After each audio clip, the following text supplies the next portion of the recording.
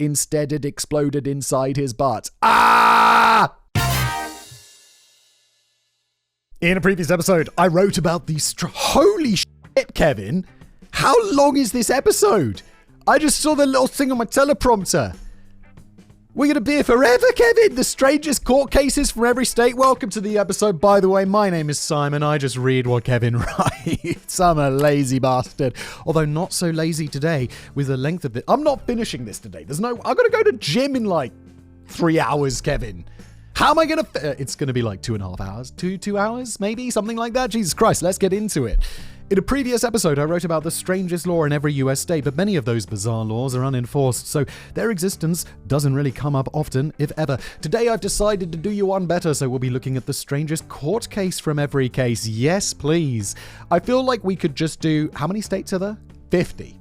Because there's talk about the 51st state finally becoming a part of the Union. America's hat. Canada. Yes! No. So there's 50 of them, but we could just do 50 from Florida, Kevin. Maybe we should do that another time because it's Florida, Kevin.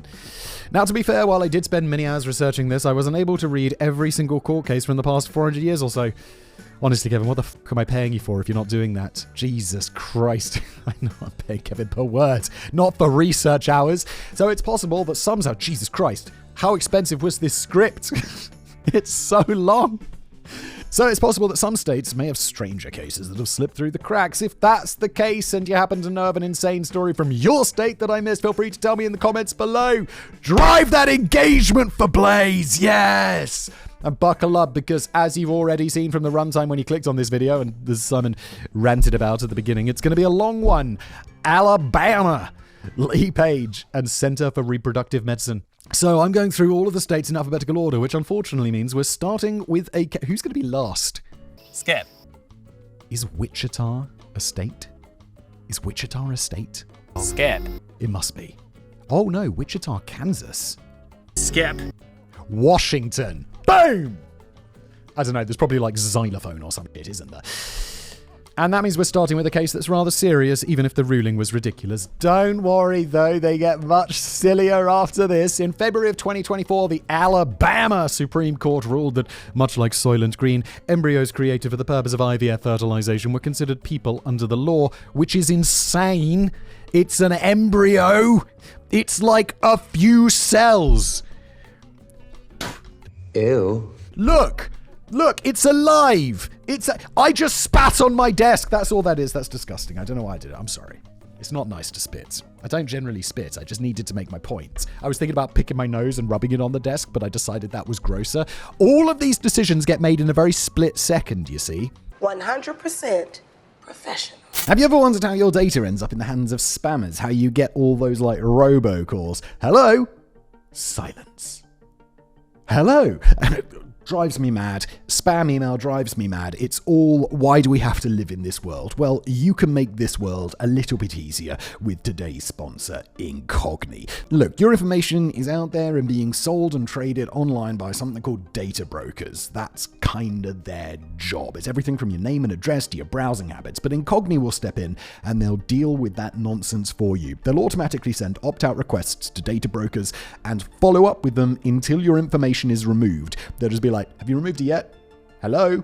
Remove it. And then they will, because they're legally obliged to. Whether you want to reduce spam, prevent identity theft, or just regain some digital privacy, Incogni makes it happen quietly and legally. No paperwork, no headache. So take your personal data back with Incogni. Use the code BLAZE and incogni.com/blaze, and you'll get 60% off an annual plan. That's incogni.com/blaze, code BLAZE. And now back to today's episode. And IVF clinics could be held liable for any embryos accidentally destroyed under Alabama's Wrongful Death of a Minor Act. You fucking murderers. You murdered them. And presumably for the intentional destruction as well, since that's a normal part of the IVF process. However, the most bizarre part of this case came from Alabama's Chief Justice Tom Parker, who wrote in his concurring opinion, in summary, the theological-based view of the sanctity of life adopted by the people of Alabama encompasses the following. God made every person in his image. Each person, therefore, has a value that far exceeds the ability of human beings to calculate, and human life cannot be wrongfully destroyed without incurring the wrath of a holy God who views the destruction of his image as an affront to himself. Holy shit, mate. Have you heard of, this church and state separation? Also, oh no, we couldn't possibly calculate the value of a human life. That would not be possible. And it's like, but literally courts do that all the time. It's like, oh, well, Janice Smith's husband died in a car wreck and we decided that it was the Ford Motor Company's fault. Give her, I don't know, 60 US cents. You've decided that the value of her husband's life is 60 cents. It's it happens all the fucking time. Are you a judge? Are you a lawman or not? Jesus Christ, I've really got to get on with this. We're going to be here all day. We're on fucking A. And there's also Arkansas, and probably all the other A states that I'm forgetting. Something, separation of church and state. Kevin and I, same page. The idea that laws are being adjudicated using a theologically based view is honestly batshit insane, if not fully in violation of the establishment clause of the First fucking Amendment. First Amendment! That's the first one they made! Daddy, chill. I don't know what it is, but it's probably important. Is it about the, freedom of speech? Ooh, short answer yes with an if, long answer no with a but. Second Amendment's about guns, right? And that's before we even address the Chief Justice's fears about incurring the wrath of God. But for something from Alabama that's a little less politically charged, there was also the case of Reverend William Maxwell in Alabama. I'm going to stop. Thank God. I'm sorry, it's just so tempting because I just love that. Preacher who allegedly kept taking out life insurance policies on his relatives and then murdering them. Bro, how many times can you pull that shit off before they're like, wait, weren't you the guy who had that before? William evaded justice for years thanks to the help of his lawyer until he was finally murdered at a funeral he was attending. Well, what can I say? Karma's a bitch. William's lawyer then chose to defend William's murderer and got him acquitted on the basis of trauma-induced insanity. The fuck? Alaska. I knew there was that A one, man. US and McDonald. The details of US and McDonald are not particularly astonishing. It was your run-of-the-mill RICO trial for massive, widespread bribery of public officials and consultants. I'm not exactly sure what RICO is. I've heard of it, and I know it's pronounced RICO, R-I-C-O, but I thought it was to do with, drug smuggling or some shit. RICO. If they pooled their money, we can charge them all as one criminal conspiracy. Charge them with what? In a RICO case, if you can charge one of the conspirators with a felony, you can charge all of them with it. That's great. What made this case so interesting was the defendant's motion for a change of venue. The three defendants in the case argued that because it had received such widespread media attention, it would be impossible to find an impartial jury in Alaska, what with the alleged massive theft of government funds and all. After reviewing the merits of the defendant's argument, the judge decided that a change of venue was not necessary and that they should be able to find a suitable jury. However, while the judge was writing his opinion, the nearby volcano Mount Redoubt erupted. God has come down to save me. We have a change of venue. The courtroom shall be destroyed by the Almighty and his wrath. I'm dying.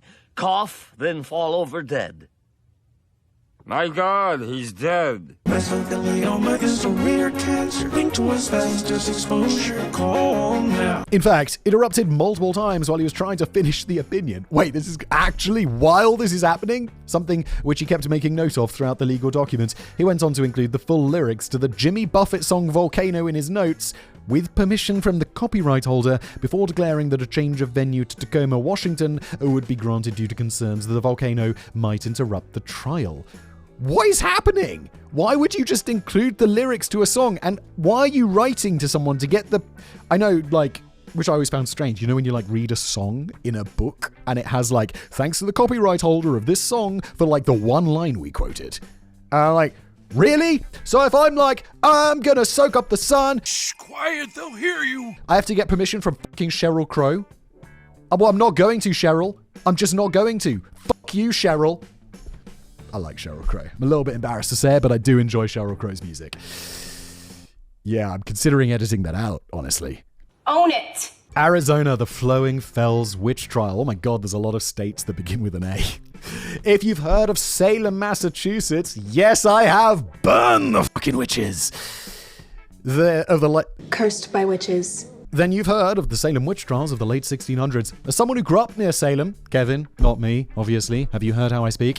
Those events encompassed entirely too much of our education. Seriously, there's so much important colonial history in Boston, yet Boston. No, don't do that. Yet, is it Mark Wahlberg?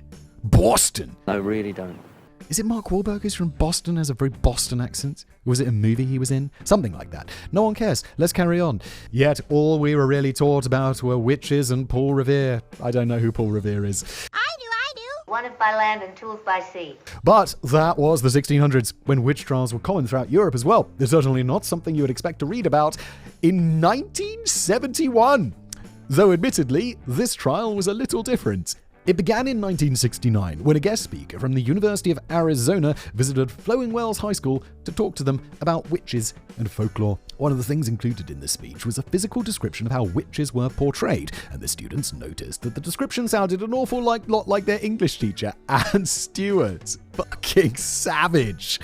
Students began joking that Anne was a witch, and it didn't help her case that whenever she was asked if she was a witch, she just gave the non-answer of, "What do you think?" She also dressed up as a witch for a presentation on witches in literature, and the entire thing spiraled out of control. Anne, why are you leaning into this? By November of 1970, the rumors had escalated well beyond Anne merely looking like a witch to her being an actual witch and teaching her students about witchcraft and the occult. The next thing we know, she's being burned alive. I'm just making that up. Despite having tenure, she was suspended from school for teaching about witching and having stated that she was a witch in a way that affects students psychologically. Oh my god, chill the fuck out. How much of a snowflake do you have to be to A, believe this, and B, be psychologically affected by your teacher, maybe, but not really because they're not real, being a witch? Grow the fuck up. A month later, the school board held a vote and fired Anne. Fuck you, school board. Fuck you. People can do whatever they want. Isn't this the land of the free? You want to be a witch? Fucking go right ahead. This ain't the, Salem witch trials. Or maybe it is. This resulted in Anne's 1971 lawsuit, where she sued the school board to reinstate her, and rightfully so. Obviously, if she was teaching witchcraft in her English class, that would be wildly inappropriate unless it was somehow relevant to whatever boring piece of crap the school was making all of the children read. But there's no evidence this was happening. Yeah, fuck, man. English literature at school, I fucking hate it, because you're always reading the most, the class below us, the stupid kids, they got to read fucking Animal Farm. We had to read fucking Ethan Frome. Ethan Frome makes me want to unalive myself. No, that's not true. That's not funny. But it is a fucking boring book for a 14-year-old boy to read. I'll tell you that much. Animal Farm, meanwhile, I read that book relatively recently again and enjoyed it. It's a good-ass book. But there's no evidence this was... I should reread Ethan Frome. Skip. Maybe I have a different take on it as an adult, and I'll be back and I'll be like, dude, Ethan Frome fucking tight. But there's no evidence this was happening, and you can't fire a teacher just because the students called her a witch and she thought it was more entertaining not to deny it. Oddly enough, though, the lawsuit completely ignored the substance of the issue, a tactic that is extremely common in controversial trials in the US. Instead, she sued on procedural grounds, as the school had violated the protocol for attempting to fire a tenured teacher. Yeah, she's got tenure. You can't just fire her because you feel like it. She's got tenure. Anne won the case on bureaucratic grounds, and the school was ordered to rehire her, though as far as I can tell, the school never did. Wow. At least she lived in Arizona and not Massachusetts, though. Otherwise, instead of firing her, the school board might have marched her straight to the historic Salem gallows. A not at all weird place to take 8-year-old Kevin on a class field trip. It is odd, isn't it? Also, did they hang them? For some reason, I had in my mind that they burned them. But I think that's more like a medieval Europe sort of situation going on. Arkansas, as I thought it was pronounced for the first 2.5 decades of my life. But actually, Arkansas. Epperson versus Arkansas. This is another case that is bizarre mostly because of how recently it happened and how far the case got. During the 1990s, it suddenly became all the rage in certain states in the United States to teach intelligent design in science class, alongside evolution as an alternate theory. This is obviously insane, since intelligent design is theology/philosophy, not science. Philosophy? Bro, it's just some religious shit. Intelligence design? Please. And as such, it has no place in a science class. Some states mandated this curriculum until 2005, when teaching intelligent design in public school was finally deemed unconstitutional. 2005, America. I got no problem if you want to teach religion, but there's a fucking class for that, isn't it? And it's not science class where actual facts are taught rather than historical, nice, and sometimes rather odd stories. This was the second time. It already happened in 1987, but I guess some states thought they had found a loophole or something. Yeah! Arkansas! But hey, at least they were teaching the ideas side by side, right? Sure, they shouldn't have been teaching intelligent design in the first place, but the students were still learning about evolution. Theoretically, anyway. I'd wager the curriculum was heavily biased, and many of the facts were entirely wrong, but at least evolution was part of the fucking curriculum. This wasn't always the case, though. In 1966, 10th grade biology teacher Susan Epperson received a copy of the new biology textbook and curriculum that Little Rock Central High School had just purchased. Isn't Little Rock where Bill Clinton's from? Feel like that's the only reason I've ever heard of Little Rock. But she quickly noticed a problem. The new curriculum included evolution, and teaching students about evolution was explicitly illegal in the state of Arkansas. Look, Arkansas, in whenever the fuck this was happening. If you don't want to teach it, don't pretend. Just be like, we don't have science class because we don't believe in science. Don't have biology. Don't have chemistry. Just have fucking story class all day long. That's fine. It's not fine. It's not fine. I think that's stupid, but it's not as stupid as teaching intelligent design in science class. For fuck's sake. At least you got your shit together eventually. People in Arkansas could be drafted to go and die in Vietnam, but they couldn't legally learn about evolution. Susan recognized that the new textbooks were going to be an issue, so she sued the state to have the law deemed unconstitutional. Susan, you're a teacher. You're supposed to be, telling the next generation about all of these important things that we've discovered, and instead you're like, nah, I don't know if I believe in that evolution nonsense. No, wait, I think maybe you're confused.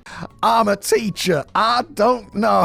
It's like you're a teacher. You went to university. You're familiar with peer review. For fuck's sake, Susan. You bitch. Just joking. I love you, Susan. Don't know why I came down so hard. That's unnecessary. I shouldn't use that word. Bitch!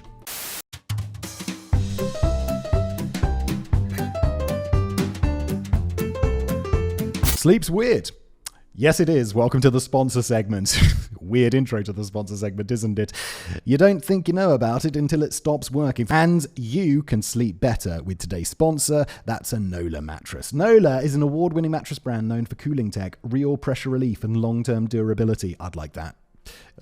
I say I like that. Everyone's expecting me to be like, well, Simon, you have it. You're talking about it. It's like, I couldn't get it. They're like, we can't ship a mattress to you in Europe, fact boy. You're going to have to do something else. So one of the lucky people on the team in the States got it, and they told me that it was great. So I was like, yeah, let's do it. The cooling stuff I'd really like. It's summer right now. It's so hot in the night. We don't do air conditioning in Europe. And I'm just like, it's so hot. I want something cooling. Got to work out. I got to sell enough Nola mattresses so they'll be like, actually, Simon, we will ship one to you because it's clearly working. So go buy a Nola mattress so I can get a Nola mattress. This is the weirdest sponsor spot that I've ever done. Plus, unboxing them is super easy. It comes rolled up in a box. It inflates in minutes and it doesn't off-gas or have a weird smell. I don't know what off-gassing is, but I'm glad it doesn't do that, I suppose. Plus, all Nola mattresses are made to order in their Arizona facility. No fiberglass, no harsh chemicals. And yes, they ship free in the United States and they don't ship to Europe. Or maybe they do ship to you. I'm pretty sure they don't. Otherwise, they definitely would have sent me one. And if you're unsure about buying a mattress online, Nola gives you a 120-night sleep trial, a limited lifetime warranty, and flexible payment plan. Like I said, this video is sponsored by Nola. Obviously, I'm glad they put that in there twice, I guess. So if you're ready to upgrade your sleep, go to Nola Mattress, NOLAH mattress.com/brainblaze and use the code brainblaze for an extra $50 off on top of what they're already offering on the site. And if you do buy one, you could support the channel and so hopefully get me one sent by FedEx, which would literally probably cost $1,000+. Anyway, back to the show. The Chancery Court agreed with her that the law should be overturned, so the state took the case to the Supreme Court. And in the year of our Lord, 1967, the Arkansas Supreme Court overturned the initial ruling and declared that it was totally fine for the state to make teaching evolution illegal. I weep for humanity. I realize this was almost 60 years ago, but it's still not that long ago. A year earlier, the Soviet Union had crashed a space probe into Venus and sent a satellite to orbit the moon, but the people of Arkansas were legally barred from learning the basics of evolution. Given what a large segment of the American population hated and continues to hate science, it's a miracle that the US won the space race. Well, the US is very polarized. And I think it's all the other people who are doing the space race. All the people like Susan's class in Arkansas are like, I know we can get to the moon. Let's ask Jesus. Fortunately, more reasonable minds prevailed, and in 1968, the U.S. Supreme Court overruled the Arkansas Supreme Court, thus allowing evolution to be taught alongside creationism in Arkansas classrooms. Sorry, Simon, this may have been too serious and polarizing a topic again, so let's get to a case that was patently wacky. Oh, don't worry, Kevin. This was plenty wacky enough. And also, I'm not American, so I don't have to worry about the polarizing American stuff. I don't give a fuck. Vote how you want. Elect who you want. I mean, Trump ain't brilliant for Europe, I'll put it that way. Would I rather it wasn't Trump? Probably, but do I give that much of a shit? Not really. Not really, I'm sorry. It's not my country. California, Sharon and Sharon. Sarah Althea Hill was born in Missouri in 1850, and her life began like a Disney movie, with the death of her parents. Fucking savage, Kevin. She and her brother lived with relatives growing up, and when they each came of age, they received their inheritance of $20,000, or about $525,000 today. Holy shit! Like a Disney movie in more ways than one. That's a lot of money. At the age of 21, she and her brother moved to California to live with other relatives, and Sarah used her inheritance to become a socialite. Fucking legend. She's like grown up in Missouri. I don't even know where fucking Missouri is. If you had like a map of America, I'd just be like, somewhere near Massachusetts would be my guess, but I don't know. And she's like, fuck it, I'm gonna go and live in California. Fucking ball out. But if there's anything I've learned about people with money, it's that they always want more. I'm sure Simon is suddenly feeling the urge to say something profoundly out of touch right now regarding people without money. So I'd argue that people without money typically just want enough. They don't want more in the same way that billionaire oligarchs do. Is this some sort of peasant joke that I'm too rich to understand? Yeah, no, I promise you. But then you get money and you're like, I was like this. It's like, that's how much money I need. I'd be happy if I had that much money. And then you get that much money. And now that amount of money is so far in the past for me that I'm like, I couldn't live off that. Are you insane? And it's just an endward spiral of helplessness. I do quite like the chase. So it doesn't really bother me. I don't feel like I'm on some sort of rat hole, hamster wheel. Thank you, big brain. Chasing it. But it's kind of fun. I don't know, but I get it. Of course, there was a problem for Sarah. She wanted more money. But what was she supposed to do? Get a job. Like a fucking dirty peasant. Not likely for a woman in the 1800s. Instead, in 1880, at the age of 30, Sarah met and began a relationship with 59-year-old William Sharon. William was the millionaire president of the Bank of California, owner of the Palace Hotel, and a U.S. senator from Nebraska. He was one of the wealthiest men in the country, and he decided to hire Sarah as a sugar baby. Wait, why didn't they just get married? Then everyone, is the past. Then there's less people being like, and Sarah gets the money and everything's good. Sarah was paid $500 a month, over $15,000 today, and given a room at the San Francisco Grand Hotel, and there was next to the Palace Hotel William both owned and lived in. Fucking legend. Where do you live? In a hotel that I fucking own. All he asked for in exchange was the pleasure of her company from time to time. In the unlikely event anyone doesn't understand repressed 1800s doublespeak, that meant that they were fucking. Yes, Kevin, we knew. After about a year of this arrangement, William decided to break things off, but Sarah wasn't having any of that shit, and she was known to be a temperamental woman. She was also known to always carry a revolver in her purse, and she was clearly the type of person who was just looking for a reason, as she would pull out her gun and threaten people with it constantly. Holy shit, how are you walking around? Is that just because you're rich, in the past? You'd be like, oh no, she wouldn't do anything, she's rich, she can't go to prison, don't be daft. Eventually, William had her removed from the hotel by paying to have the carpet removed and the doors taken off the hinges. He also paid her $7,500, which is like $250,000 today, as a severance bonus, so to speak. Sarah still wasn't pleased though, so when William began dating someone else, Sarah claimed that she was his secret wife and sued him for divorce, demanding half of his money as well as alimony. To bolster her claim, Sarah produced a marriage certificate, later determined to be fake, and said that she had been told to keep the marriage secret for 2 years to avoid a scandal since William was up for re-election. Wait, I thought he was in charge of a bank. They don't... whatever. It doesn't matter. Also, this isn't going to hold up, surely. Against all odds, Sarah won her case. Fuck it, apparently. Okay. And was awarded half of William's money. But he made the money before they got married.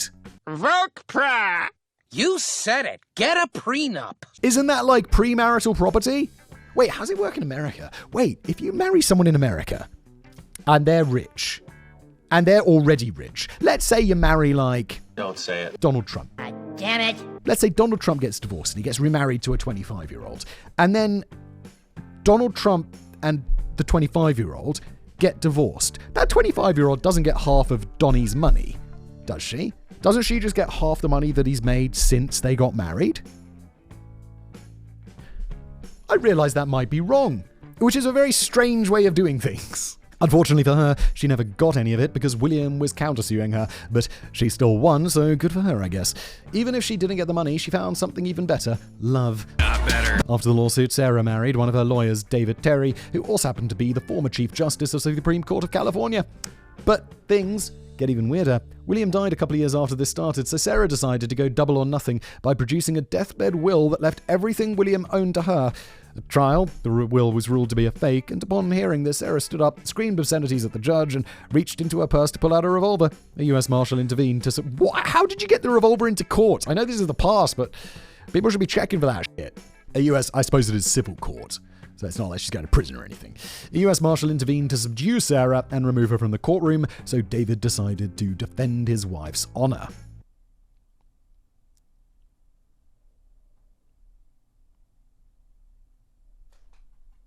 Wait, I thought David was dead. Oh, sorry, no, William was the first guy, my bad. David, a lawyer and former Chief Justice, pulled out a fucking Bowie knife, which for some reason he had with him, and struck the US Marshal with it, knocking out one of his teeth. Did he knife whip him? That's crazy. Other US Marshals pulled out their guns and removed David from the courtroom, but they didn't bother to take his knife away. Once he was outside the courthouse, he pulled out the knife again and threatened everyone around him with it. Now that's all weird and fucked up, but it's still not as bad as half the current justices of the US Supreme Court. I don't know who any of them are, but I guess they're kind of batty. David spent 6 months in jail for contempt of court, and Sarah spent a month in jail for the same. What about all the fraud that she tried to do? Throughout this time, they made repeated death threats against the judge that ruled against the obviously fake will. What are you doing? You're in prison for a month. Just chill the fuck out and then leave. You don't want to be making death threats to a judge. Are you mad? They meant business too, as David was later killed on a train by a US Marshal while trying to murder the judge. The fuck's wrong with you, David? He's got a pussy whip. Colorado Non-Human Rights Project Inc. and Cheyenne Mountain. That's where the Stargate thing happens, right? Is that Cheyenne Mountain? The Cheyenne Mountain Complex. Stargate. Zoological Society. In January of 2025, the Colorado Supreme Court made a landmark ruling stripping the rights of habeas corpus away from 5 Colorado residents: Missy, Kimber, Lucky, Lulu, and Jambo. They are not people. You're right. I have a horrible name. I know they're like animals or something. They're going to be like monkeys or Lucky. Maybe lions. Oh, Kimber? Lions for sure. Yeah. The 5 residents in question were African elephants. Fuck, I was wrong. And the Non-Human Rights Project, is that really a thing? Filed a writ of habeas corpus on their behalf, claiming that they were being unlawfully detained at the Cheyenne Mountain Zoo in violation of their constitutional rights. They are fucking animals. I hate to tell it to you people, but dogs are not people. They don't enjoy the same rights as people. People find this controversial. People are going to have a go at me in the comments. Being like dogs are better than people. Maybe so, but the law disagrees with you. Or more entitled to rights and liberty and justice and the American dream. That this case made it all the way to the state Supreme Court is insane, but I guess the NRP, the Non-Human Rights Project, felt that there was no such thing as bad publicity. The Supreme Court held up the ruling of the lower courts that the elephants are not, in fact, humans, and as such had no standing to file a habeas petition. I wish I knew what habeas corpus was. I feel like I did look it up at some point, but I've forgotten.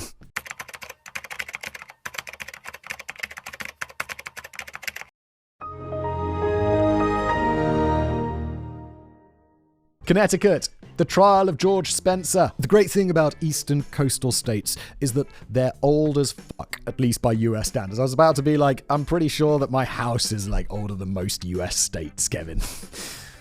Probably not, actually. I think my house was built in 1920s. I'm sure half of our European viewers grew up in houses that are older than the country, but there's still a lot more American history in these coastal areas that were originally colonized by Europeans. Yes, my nan grew up in a house that was like 14th century.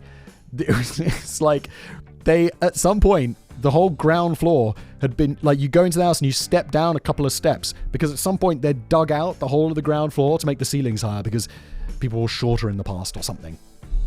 It was an old-ass house. As such, that means that for the craziest court case in Connecticut, I get to take you back almost 400 years to Connecticut colony, before the United States even came into being. Before the United States incorrectly decided that funneling all of the nation's wealth to the richest 1% was somehow a good idea for our economy. It was the land of opportunity. And before that, it was a bizarre puritanical land ruled with an iron fist. That was the Connecticut that was home to a man called George Spencer. As an impoverished servant and vocal atheist, dangerous business back in the day, George.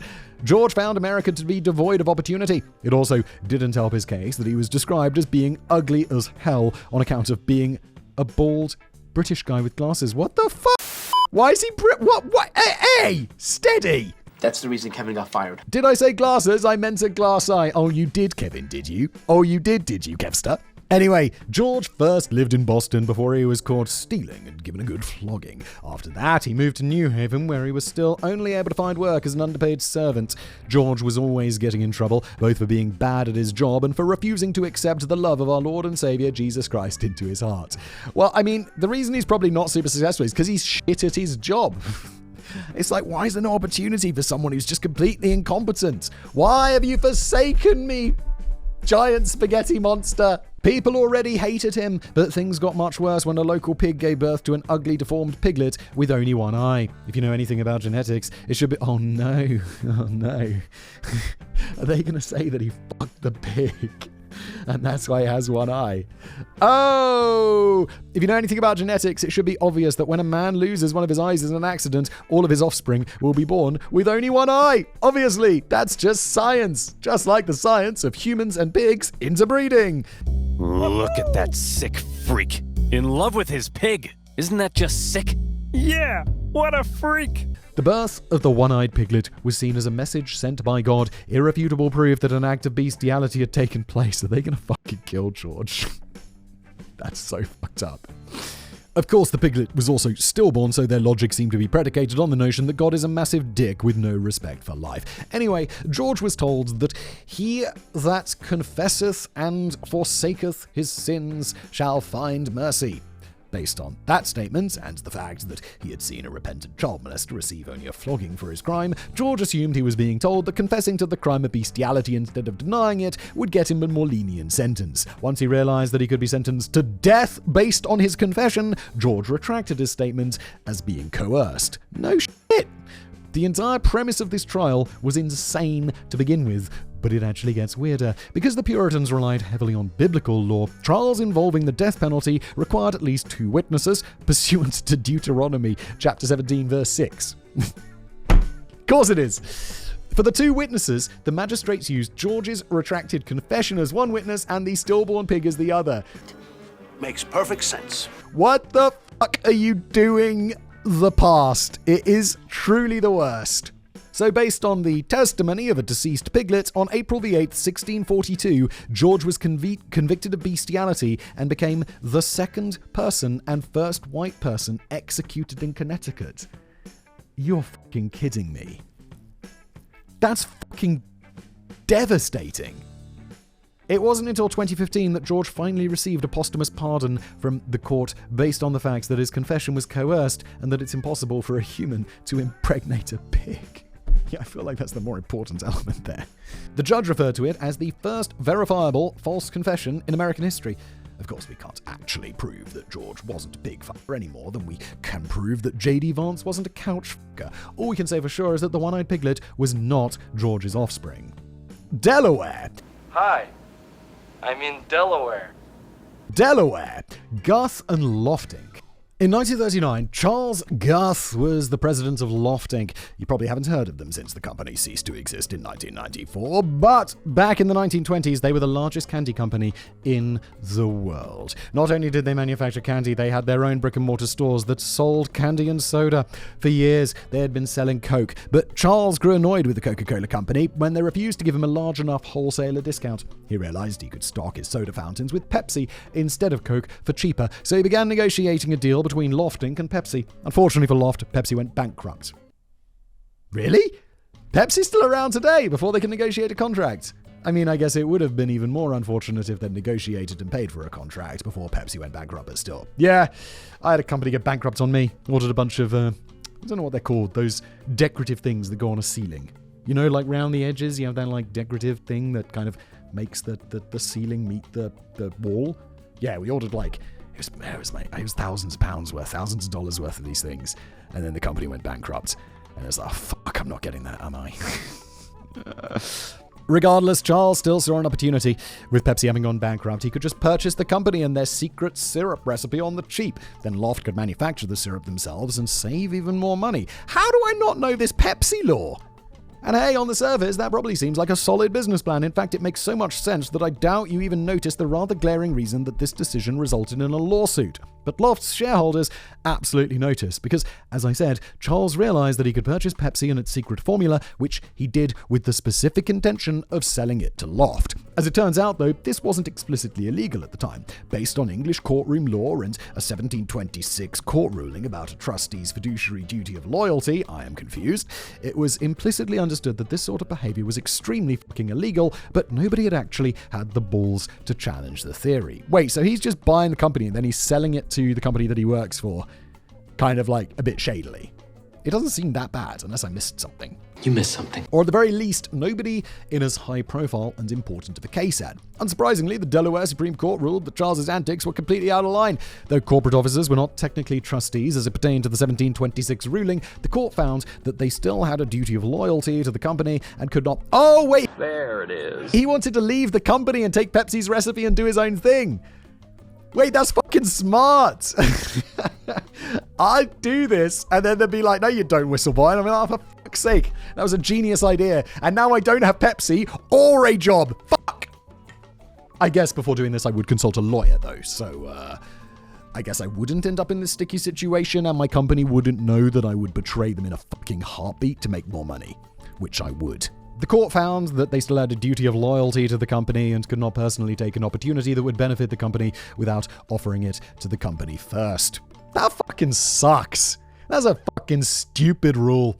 While the ruling itself isn't strange, what I found particularly bizarre about this case is that it took 200 years for some corporate executive to think that they found a loophole to the 1726 law about a trustee's duty of loyalty. Georgia, Monroe and Georgia Department of Transportation. The United States has a lot of poorly designed roads. A lot of cities, especially here in the Northeast, Kevin, weren't built with cars in mind, because they just didn't exist yet. Rather than trying to design a series of roads that would make logical sense, government seemed to just have paved over whatever paths horses frequently walked along and called it a day. Hell, I even grew up near a 5-way intersection with no traffic light, and where none of the 5 roads gave drivers a clear view of all the other 4 roads. America... I don't want to sound like, I don't know, holier than thou, because I'm not, but you need f***ing roundabouts, America. What's wrong with roundabouts? They're a really good solution. Everyone else uses roundabouts. Why? This is the perfect place for a fucking roundabout!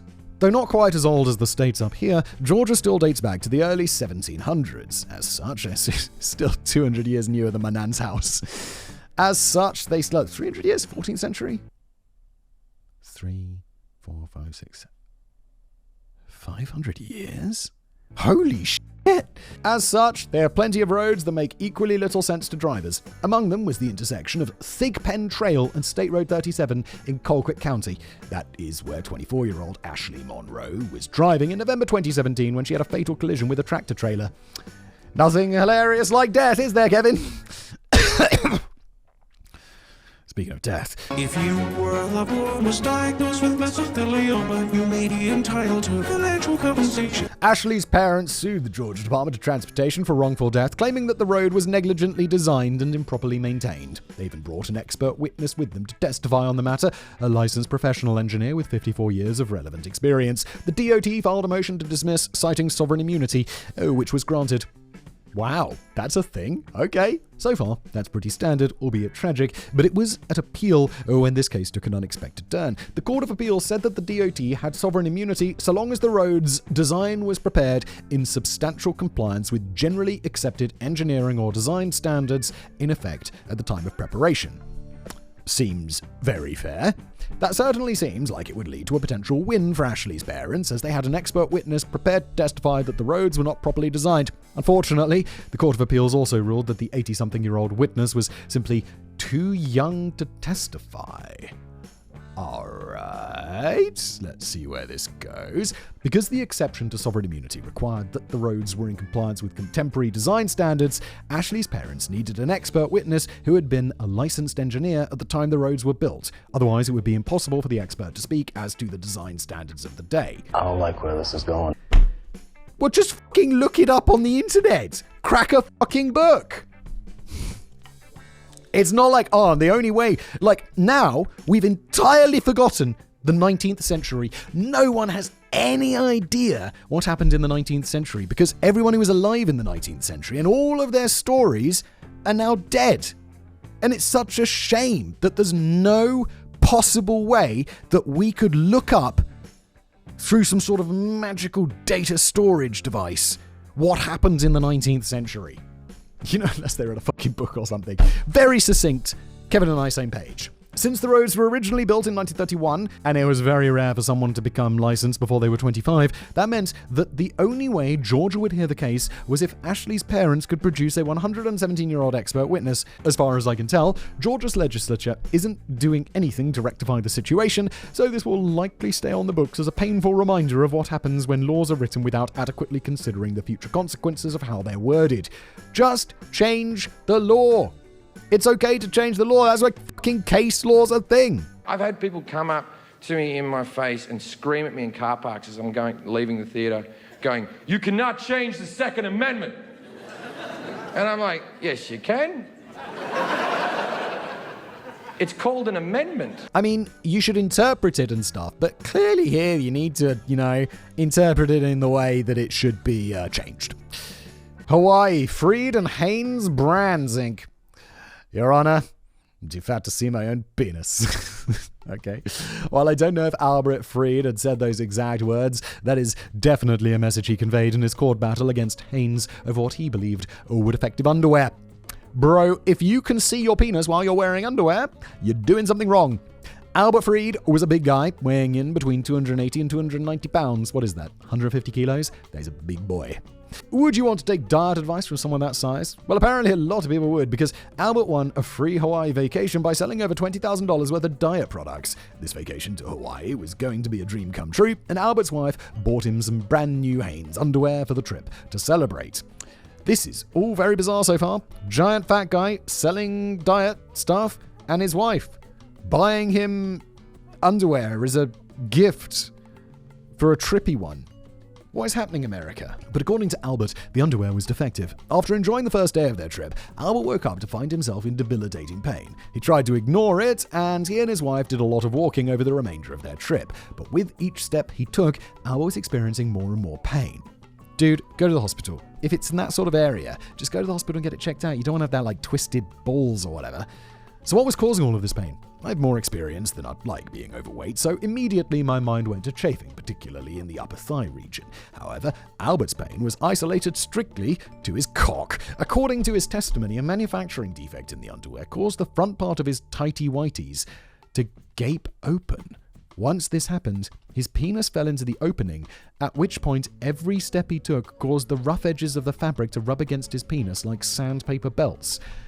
Well, take the fucking underwear off, you idiot! Get a refund! That's all you should be entitled to here.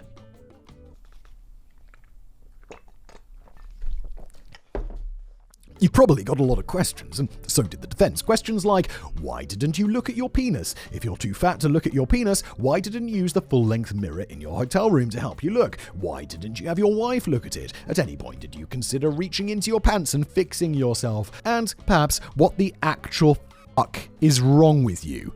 And so on.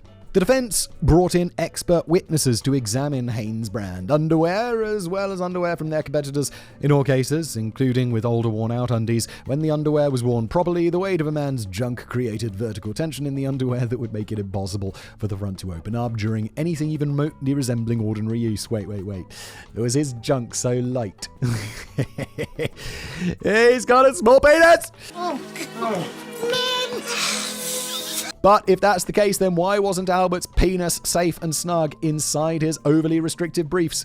Well, it may have had something to do with the way that he put them on. Albert put his pants on one leg at a time, just like everybody else, but he was also a man of action who didn't have a moment to spare, so he'd put his underwear and his pants on at the same time. Dude, putting the underwear into the trousers and then putting it on is more effort than just... I guess he is large, so maybe it's a bit more difficult for him. Look, I don't know, but this... that feels a little bit unnecessary, my dude. It was speculated that this unusual manner of dressing himself may have caused his penis to protrude from the underwear, thus causing the problem that he dealt with all week. Seriously though, how the fuck are you going to claim that it felt like there was sanding belts rubbing against your penis and just keep on walking for days without addressing that problem? Also, F's and shout for Albert's wife, since he apparently believed that at no point during a week-long vacation in Hawaii would she want or need to interact with her husband's cock. Poor his wife. I forgot his name. I forgot her name. No one cares. Idaho, Dodd and Jones. In 2017, 65-year-old Julene Dodd was sent to St. Alphonsus Medical Center in Nampa, Idaho, with a large hiatal hernia. She needed surgery, but complications with the surgery resulted in sepsis that caused end-stage kidney disease. Fucking hell, that sucks. She blamed her doctor and the hospital for not treating her sepsis in a timely fashion and decided to sue the hospital for $5 million in malpractice. And honestly, if she was correct that the hospital was at fault, $5 million was way too low. The kidney transplant alone would have cost $500,000. Are you having a shit? $500,000 dollars for a kidney transplant. Welcome to America. And then there was the $1,500 per month that she'd have to pay for medications to keep her body from rejecting the organ. But it didn't matter how much she sued for unless she won, so Julene was going to need a good lawyer.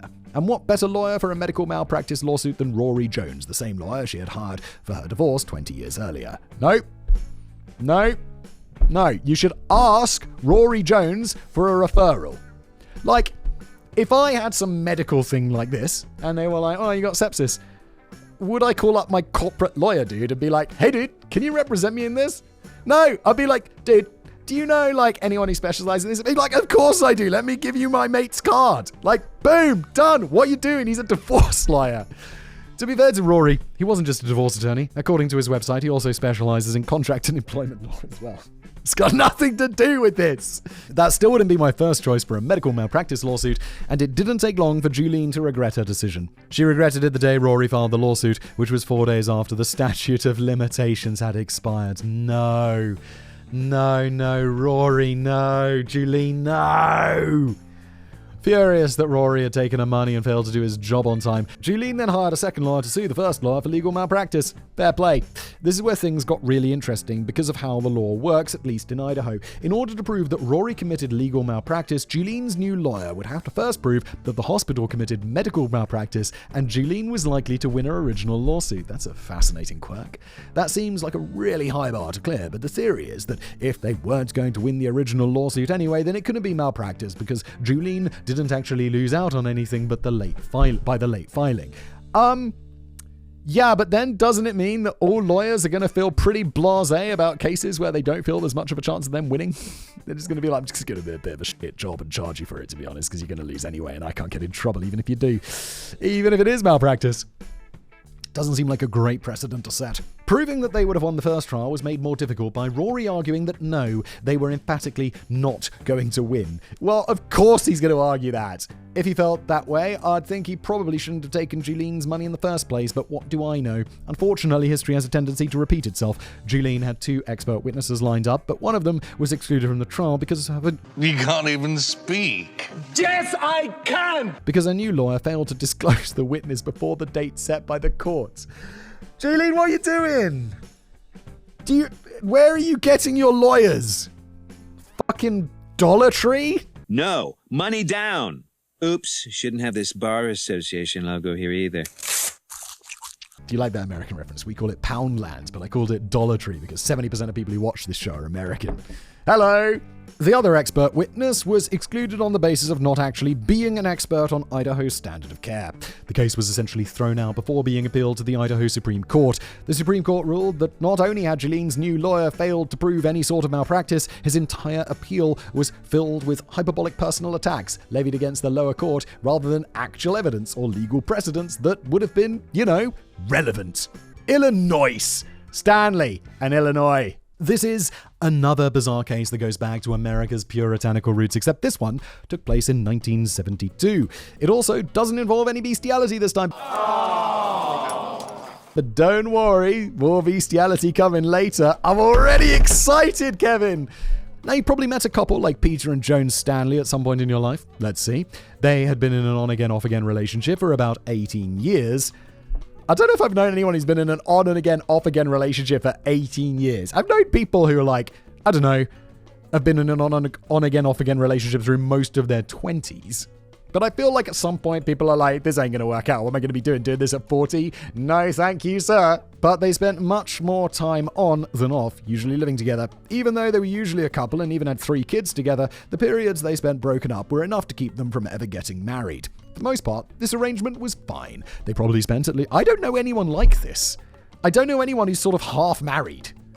This is odd. This is odd, isn't it? Kevin seems to think everyone knows someone like this. Kevin's like, that's me! You're so innocent. They probably spent at least a decade listening to their friends tell them to cut the shit and get married already, but it worked for them, so whatever, I guess. Yeah, I'm not judging. I think it's unusual, but if that works for you, that works for you. I think that's fine. Unfortunately, Joan died an untimely death, at which point the children were declared wards of the state and given to court-appointed guardians. What about the dad? What was his fucking name? Was it Peter? It was Peter, wasn't it? Yeah, Peter was understandably pissed off about this, as he had not been involved in the dependency hearing and wasn't given a chance to show that he was a fit parent. What the fuck? He sued the state of Illinois, claiming that they had violated his right to due process and that he should be given the opportunity to show that he was capable of caring for his own children. Fucking obviously. Now that sounds perfectly reasonable, but the Illinois Supreme Court disagreed. If an unwed mother died or was otherwise unable to care for her children, they would become wards of the state as a matter of course. Well, that's insane.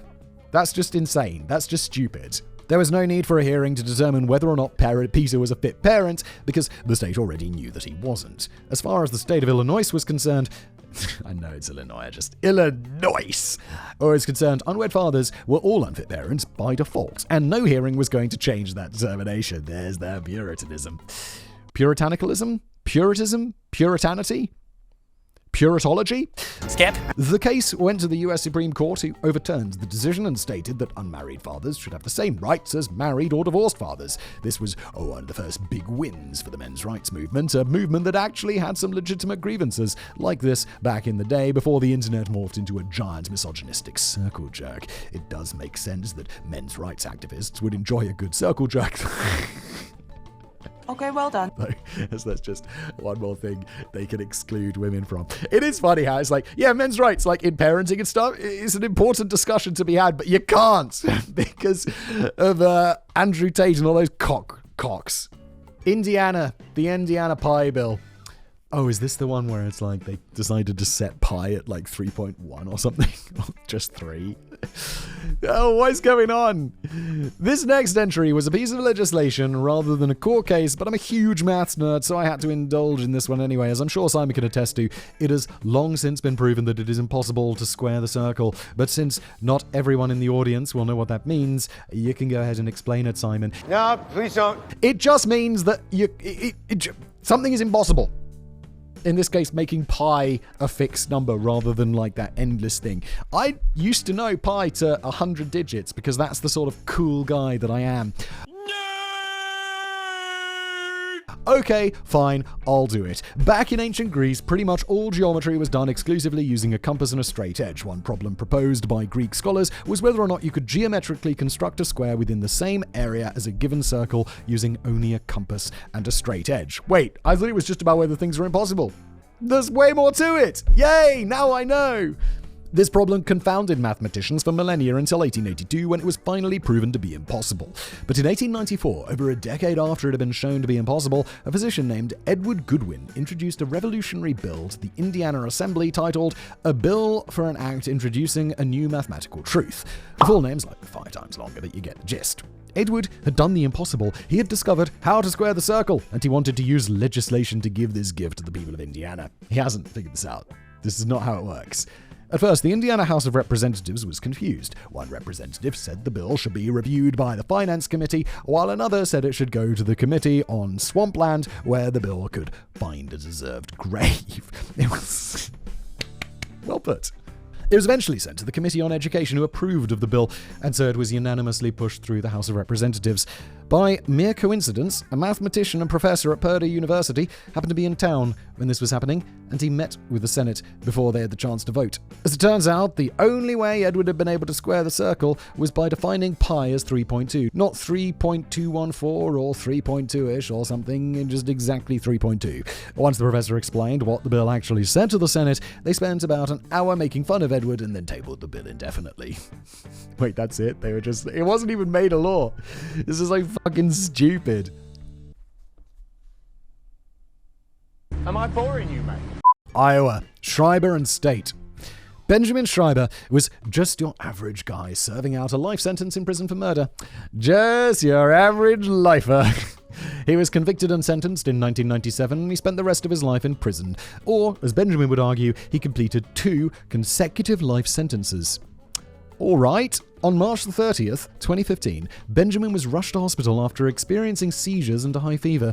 Of course, seeing as he was in prison for murder, I'm sure there's a sliding scale for what rushed means in this context. I don't know. I think maybe I'm just being naive, but even if the prisons don't give a shit about the prisoners, they do give a shit about statistics and people dying under their care, right? Because even if they are pieces of shit and they don't really care in any sort of empathetic way, they do care about statistics and stuff like less deaths in prison is going to be good for prison business. That should have been the end of the story, since Benjamin had a do not resuscitate order, but it wasn't. The hospital restarted his heart 5 times and gave him IV fluid resuscitation as well, and Benjamin eventually recovered from the incident. But he wasn't happy about it. In 2018, he argued to the district court that because he had temporarily died, he had completed his life sentence. This argument was unsurprisingly rejected as unpersuasive and without merit, though I'm not sure how accurate that is. Maybe trying to get out of a life sentence this way was a dumb technicality, but they revived Benjamin multiple times despite him having a DNR. Seeing as, that's assault then, right? Seeing as they did that just to lock him back in prison, I'd at least argued that he had a case for cruel and unusual punishment. Agree, do I think he should get out of prison for this? No, obviously not.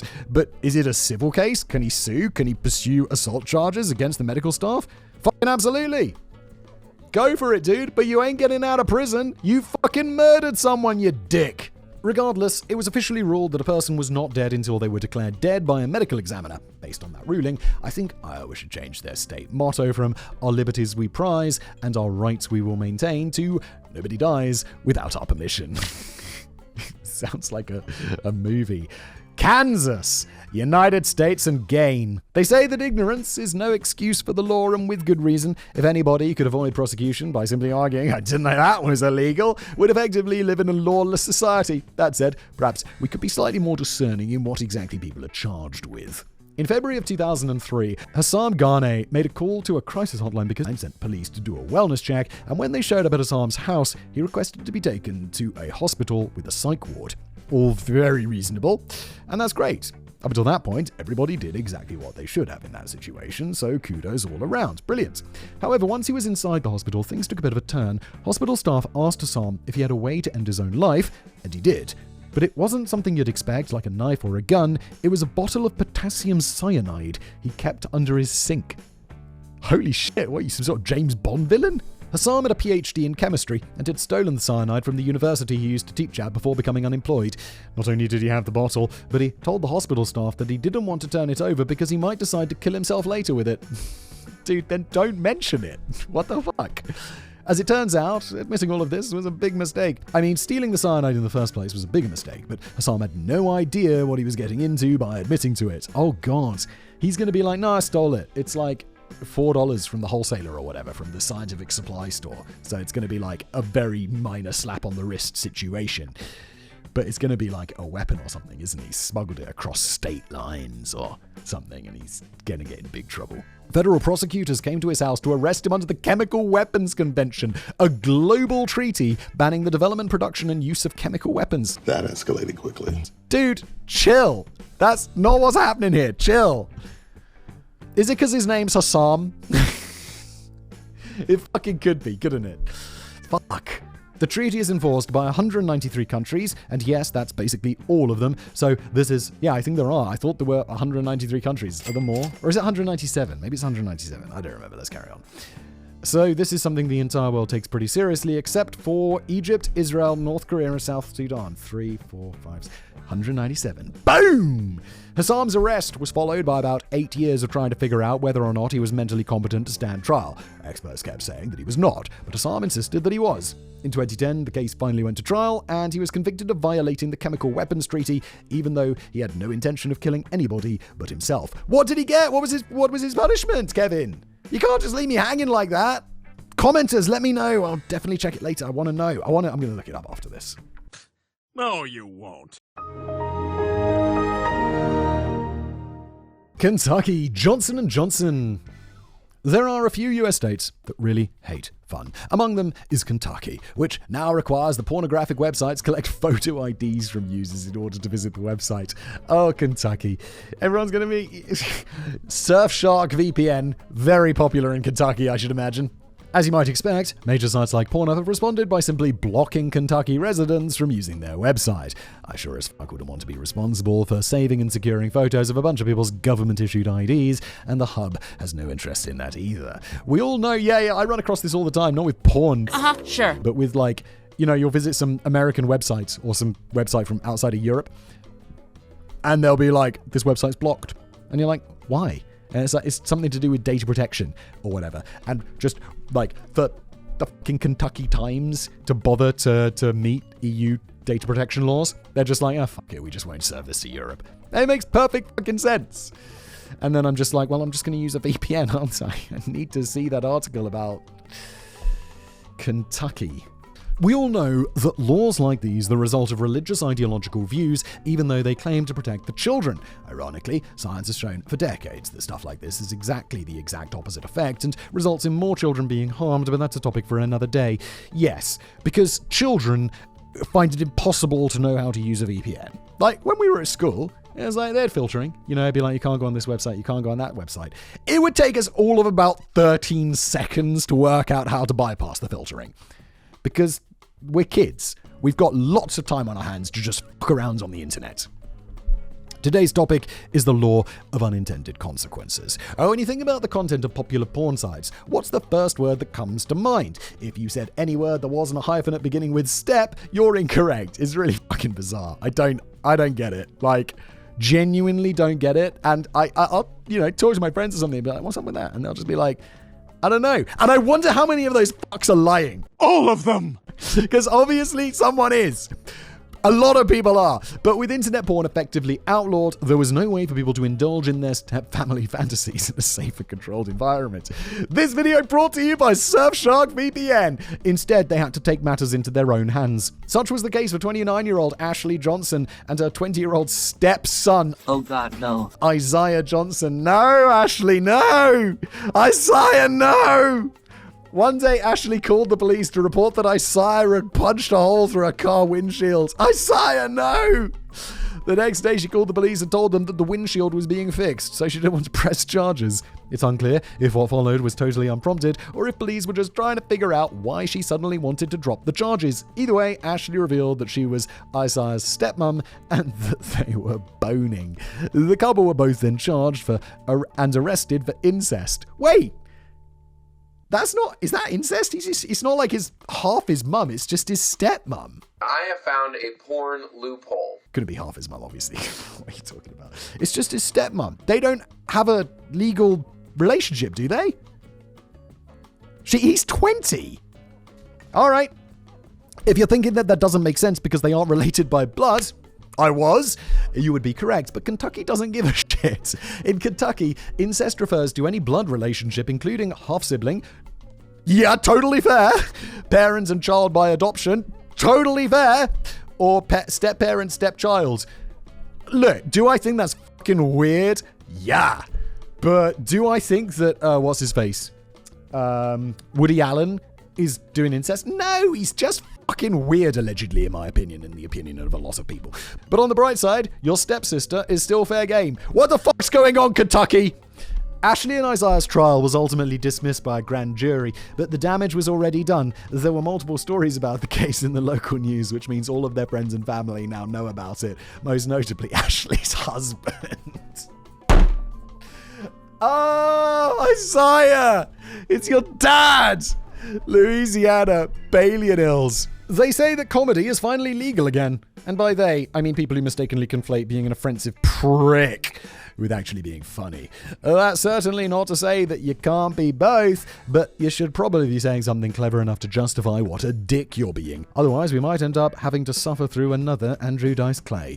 But back in 2020, when COVID was first sweeping across the nation, comedy had not yet been legalized. That's what Waylon Bailey of Louisiana discovered when he took to Facebook to post the following. Share, share, share. Justin, Rapides Parish Sheriff's Office have issued the order. If deputies come into contact with the infected, shoot on sight. Lord have mercy on us all. Hashtag COVID-19. Hashtag we need you, Brad Pitt.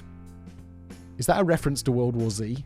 I can't believe I actually know that reference. To be fair to the Sheriff's Office, World War Z, boom, had left theatre 7 years before Waylon posted this shoddily worded reference to the zombie thriller. They could be forgiven for not immediately identifying what the joke was about, but utilizing the "We Need You Brad Pitt" hashtag should have made it clear that this was indeed intended as a joke. If this is like taken seriously, this is a joke. This is so clearly a joke. It's not that funny, but it's clearly a joke. The police apparently disagreed because Waylon was arrested for terrorism while for trying to incite violence against the police. Waylon sued Detective Randall Arles and Sheriff Mark Wood for violating his First and Fourth Amendment rights.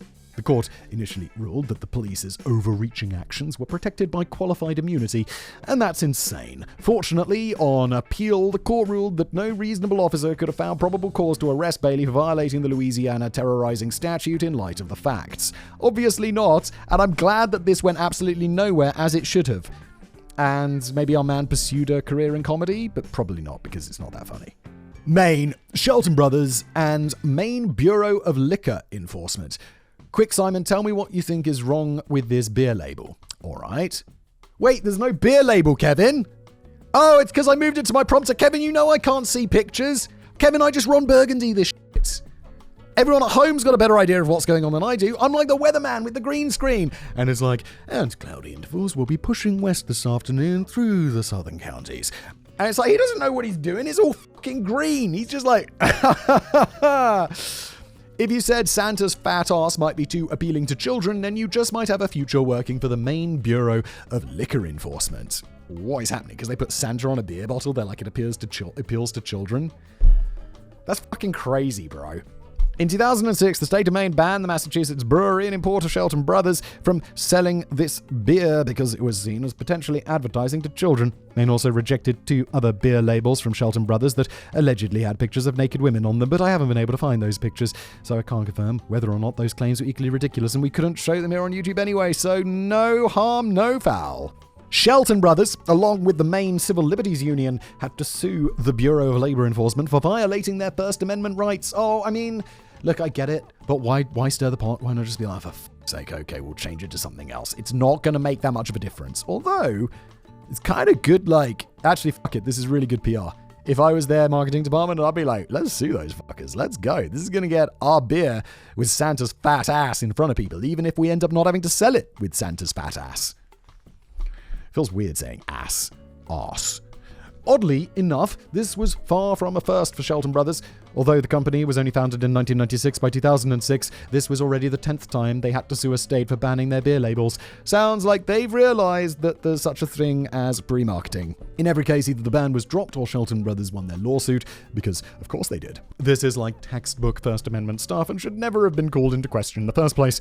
The previous year, the state of Connecticut had made a similar claim that Shelton Brothers' seriously bad elf beer might appeal to children because it showed an elf aiming a slingshot at Santa. Oh my God, chill the fuck out, regulators. We don't need this. Just let people have a bit of fun. You fucking cocks. Allegedly, in my opinion. I realize that many people in American government want to take us back to the 1950s, but they really need to understand the days of Dennis the Menace have long since passed. Kids today have video games, smartphones, and helicopter parents, so they would no longer see mischievous little imps with slingshots as relatable. Maryland, the removal of Henry Stump. When you hear the phrase, the drunken judge, the first name that probably comes to mind is Brett Kavanaugh. It's not, just because I'm just not familiar enough with this American stuff, but sure. But if you live, I know Brett Kavanaugh's name, I just can't quite, maybe it's embarrassing. How important is Brett Kavanaugh? I know he's important because I've heard of him, but I don't know if he was drunk or what's going on. But if you lived in Maryland in the 1850s, the only name anyone would think of was Henry Stump. Henry remains the only judge in Maryland's history to ever be removed from the bench, and it's not difficult to see why. Henry was constantly late to court because he'd been drinking the night before, left court early to go drink, showed up to court still drunk, took 3-hour lunch breaks so that he could drink, passed out drunk while presiding over cases and so on. It would be funny if it wasn't so serious. Baltimore was a lawless and violent place at the time, and it was noted that in the rare instances when the police actually bothered arresting somebody, the notoriously corrupt and alcoholic Henry Stump was likely to let them go. I'd say the corruption thing is more serious than the drinking thing.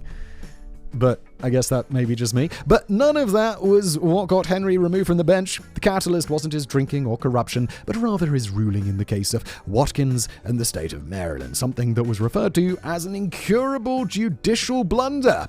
Thomas Watkins was a free man who was arrested and charged with stealing a $6 watch, which is like $230 today. He was found guilty of simple larceny, so Henry sentenced him to be sold into a slavery for a period of 5 years outside the limits of Maryland. Holy fuck.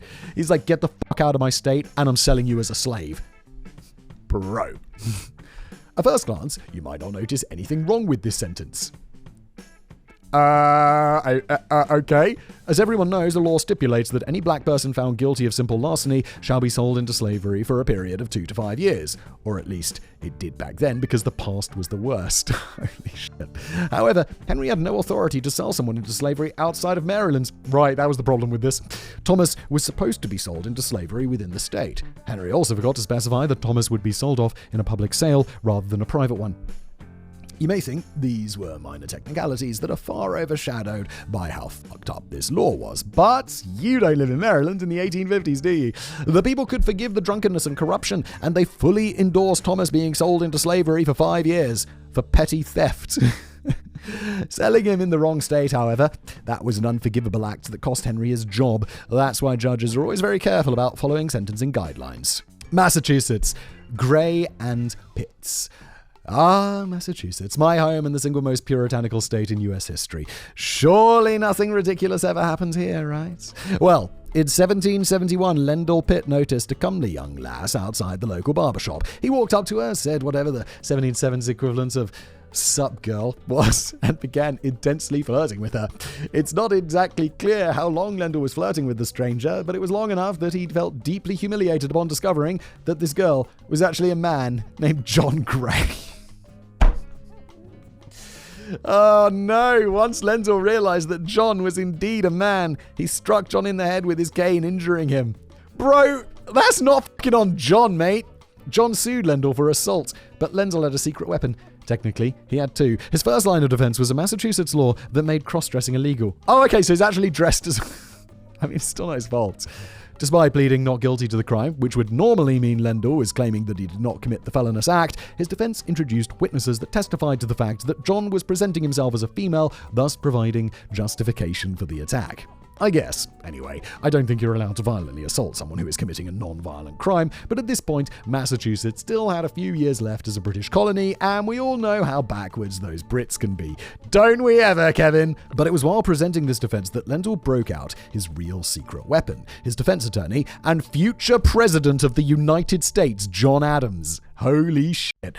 President John Adams argued that if John didn't want to be beaten with a cane, then he shouldn't have dressed up as a woman. That certainly sounds like a compelling argument, but the jury disagreed. Lendl was ordered to pay £5 in damages. Oh, pounds, because he's here back in the day. Hey! John appealed this award, and despite the judge, who was at the time reminding the jury that cross-dressing was illegal, the jury increased the penalty to £18 in damages. Quick, turn off the automatic costume change device. Michigan, the great Michigan pizza funeral. As most of you are probably aware, it's best to avoid buying canned goods if the can is dented or deformed. Yeah, this gives you the, not salmonella, but the really dangerous disease. The one that kills you. Most of the time, it's not going to make much of a difference, especially if it's a tiny dent, but larger dents, particularly those by the seams of the can, may allow air and bacteria to enter the can. Oh, every time I even a little dent in a can, I'm like, throw it away. Purchasing a can that's already misshapen may also make it harder to identify if the food inside has become contaminated. But again, in that situation, just don't eat it. Just at the store, be like, okay, good. Is it true you sometimes go to a supermarket and they'll have like dented cans in the discount aisle? It's like, just feel like you're playing the lottery then. I mean, cool story, Kevin, but why the fuck are you interrupting an episode about weird court cases to talk about grocery shopping? Oh, yeah, good point. Judging, if you're paying close attention, you'll probably see that before this entry, my shirt changed color because it's a different day, and I entirely forgot what we were doing in today's episode, so I was just rolling with it, but here we are. Well, in January of 1973, employees at the United Canning Company of East Palestine, which is the only reason I know how to pronounce that as not Palestine, but Palestine, is because of that train that just blew up that entire fucking town with poison or some shit, allegedly. Noticed that a number of cans of mushrooms they'd produced were swelling. This is a telltale sign of botulism. Boom, that's it, not salmonella, botulism. But it also could have been a manufacturing error. The company had just switched from canning foods by hand to an automated canning machine. Holy shit, in the 70s, people were canning shit by hand? The machine was less sterile than people doing it by hand? So botulism was a real possibility, but it also would sometimes overfill cans as well. It was really a coin flip which had happened, so they called in the FDA to investigate. The FDA confirmed the presence of botulism, and they contacted everyone that used these mushrooms to have them issue a recall of their products. Used or sold? Used these mushrooms. Among those contacted was Mario Fabrini, a frozen pizza manufacturer who had used these mushrooms on his frozen pizzas. He was ordered to recall tens of thousands of pizzas, costing him $30,000 in product, which he would have sold for double that. Well, he's definitely, I feel like there's a solid case there that he would get the money, at least $30,000 back. But Mario wasn't going to let this opportunity go to waste. When life hands you botulism, call up the media and hold an elaborate funeral as a publicity stunt. Not a bad idea, honestly, Mario. Mario held a funeral for his 29,188 frozen pizzas, which he buried in a mass grave. Michigan's Governor William Milliken not only attended the funeral, but he gave the homily. For those of you who aren't Catholic, homily is the same thing as a sermon, but God forbids Catholics using the same word for it as Protestants because reasons. Alright then. Something I just learned. Mario also cooked frozen pizzas for those in attendance. Hopefully not the poisoned ones.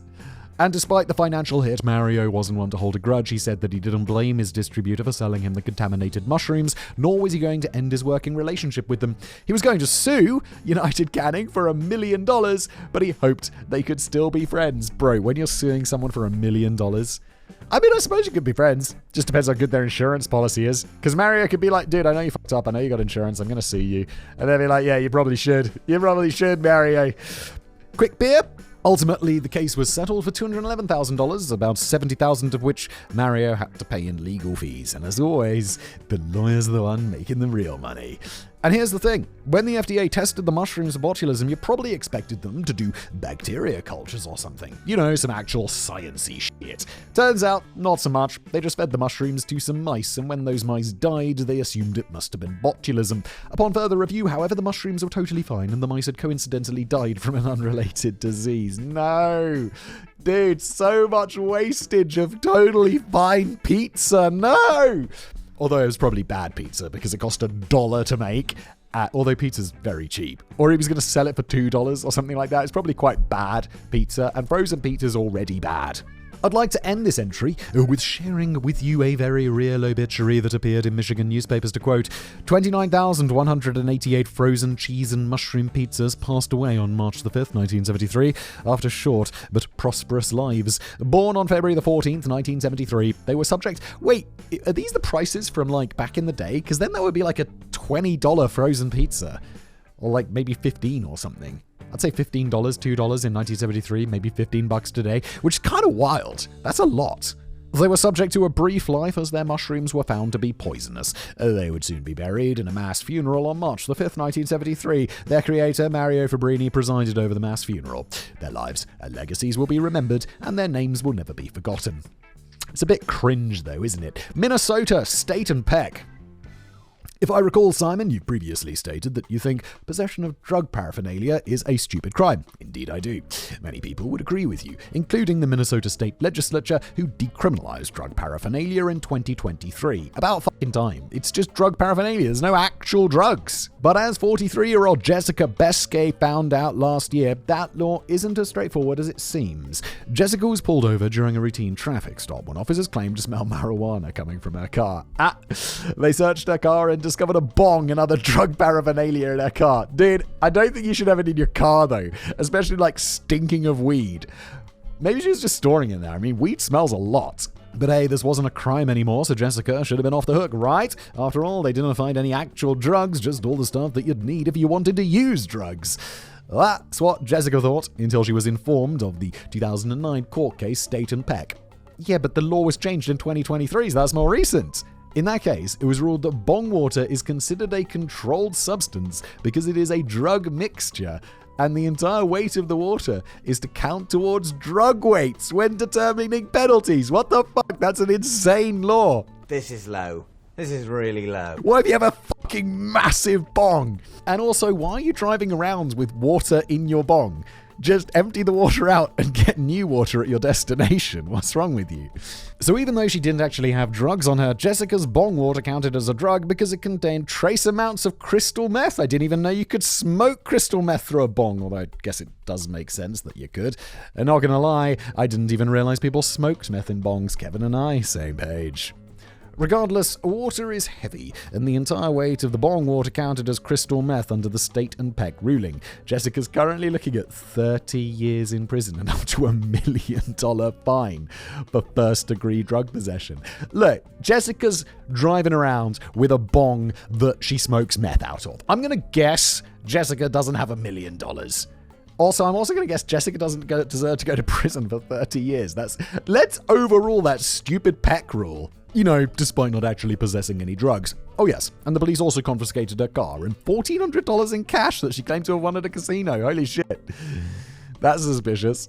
While I'm skeptical of the origin story of their money, I would certainly argue that the police had no right to make her forfeit that property, and definitely not her car. Yeah, under what legal basis are you doing that, police? Because I can.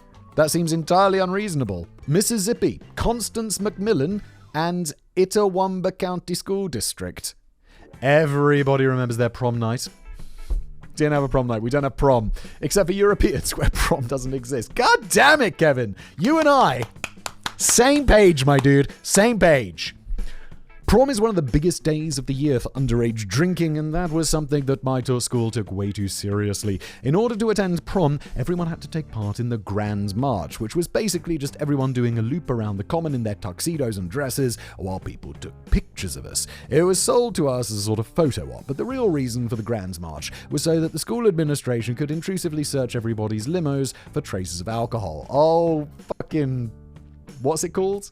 Not grasses, but like a buzzkill. Knox! Fucking Knox!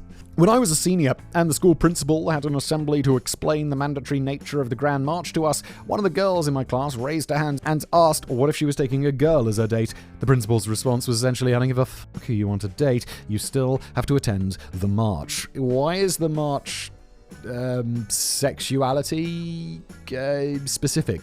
Did I miss something?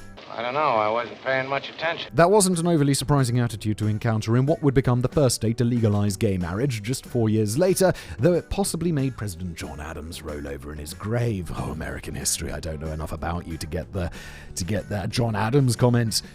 Although he was like a dude in the past, so he was probably rabidly homophobic. But attitudes in Mississippi were quite a bit different, particularly at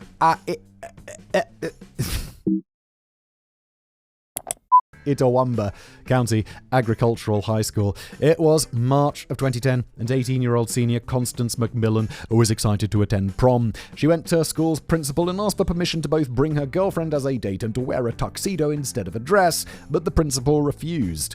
On what grounds? The reason he gave for denying her request was that it would open the door for a bunch of dateless losers to just buy couples tickets to prom with their bros, as one couple's ticket was cheaper than 2 individual tickets. Well, the solution there is to make it not cheaper. Done.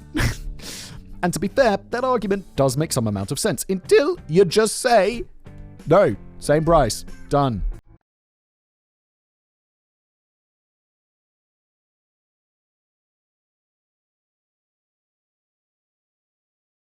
The fact that such a price discrepancy existed in the first place absolutely does not make sense, though, but since that was the reality of the situation, then I can certainly understand the logic behind the principal's statement. At that point, I'd be like, well, because you've sold all the tickets already, I'd be like, okay, I'll pay full price. I'll buy 2 separate tickets, that's fine. Fuck you, principal. Wise man say, forgiveness is divine, but never pay full price for late pizza. That said, and I may be engaging in some unfair stereotyping here, but I'd wager there aren't a lot of teenagers attending an agricultural high school in Mississippi who are willing to pretend to be gay to save like $10. Constance contacted the ACLU, threatened the school district with a lawsuit. Fucking yes. Oh my god, this is gonna love. This is just when people like stand up as the little guy. I fucking love that shit. For violating her First Amendment rights, so the school district did the only thing they could in such a situation. They cancelled the prom entirely and encouraged people to organise their own private prom. Less than 2 weeks later, the case went to court and the judge ruled that the school had violated Constance's First Amendment rights. However, because a private prom was already being organised, the court did not compel the school to reinstate the prom. As for the private prom, well, Constance tried to purchase tickets for herself and her girlfriend to that prom, so the organisers cancelled that one too. A second private prom was organised, and this time Constance was finally allowed to buy a ticket. It's 2010! I know that's like 15 years ago, but really, where was this, Mississippi? Do we need to be fucking around with this shit? Like, just let people do whatever they fucking want. It's not that big of a deal. Why do you care so much? Unfortunately, it was all a ruse. Only 5 other students attended that prom, while the rest of the class attended a third, secret prom that Constance and her girlfriend weren't invited to. People suck. Fuck these people, man. Fuck these people. On the bright side, the school district settled with Constance. Oh my god, I just saw the number. Mwah. $35,000 plus her legal fees. Mwah! Yes! Oh, yes, that's so much money to, like, a 17-year-old. Holy shit. That's so much money to anybody, but, like, at 17, 35 grand? As well as agreeing to create a non-discrimination policy that included sexual orientation. That's hardly a huge settlement. Dude, for what this is great. But it was, and also it's taking it out of, like, the school district, so it's not awesome. But, I mean, they need to have a lesson taught, and I think $35,000 is a small amount of money to them and a huge amount of money to Constance, so fuck yeah. But it was $35,000 that she didn't have to take out in student loans, so at least there's that. Missouri. Cornelius Michael Anderson III. People are still called Cornelius? On the surface, the trial of Cornelius Michael Anderson III was pretty straightforward. In 2000, at the age of 23... Cornelius is kind of a badass name, though. What would be short for Cornelius? Corny? Skip. Cornelio? Skip. I like that. I wish I'd called Romulus Cornelio. In 2000, at the age of 23, Cornelius was convicted of armed robbery and sentenced to 13 years in prison. Oh, Cornelius. The thing is, Cornelius had been out on bail while awaiting the trial and during the original trial and appeals process. Kevin, that sentence doesn't make sense unless I'm reading it really weirdly. The thing is, Cornelius had been out on bail while awaiting trial and during the original trial and appeals process.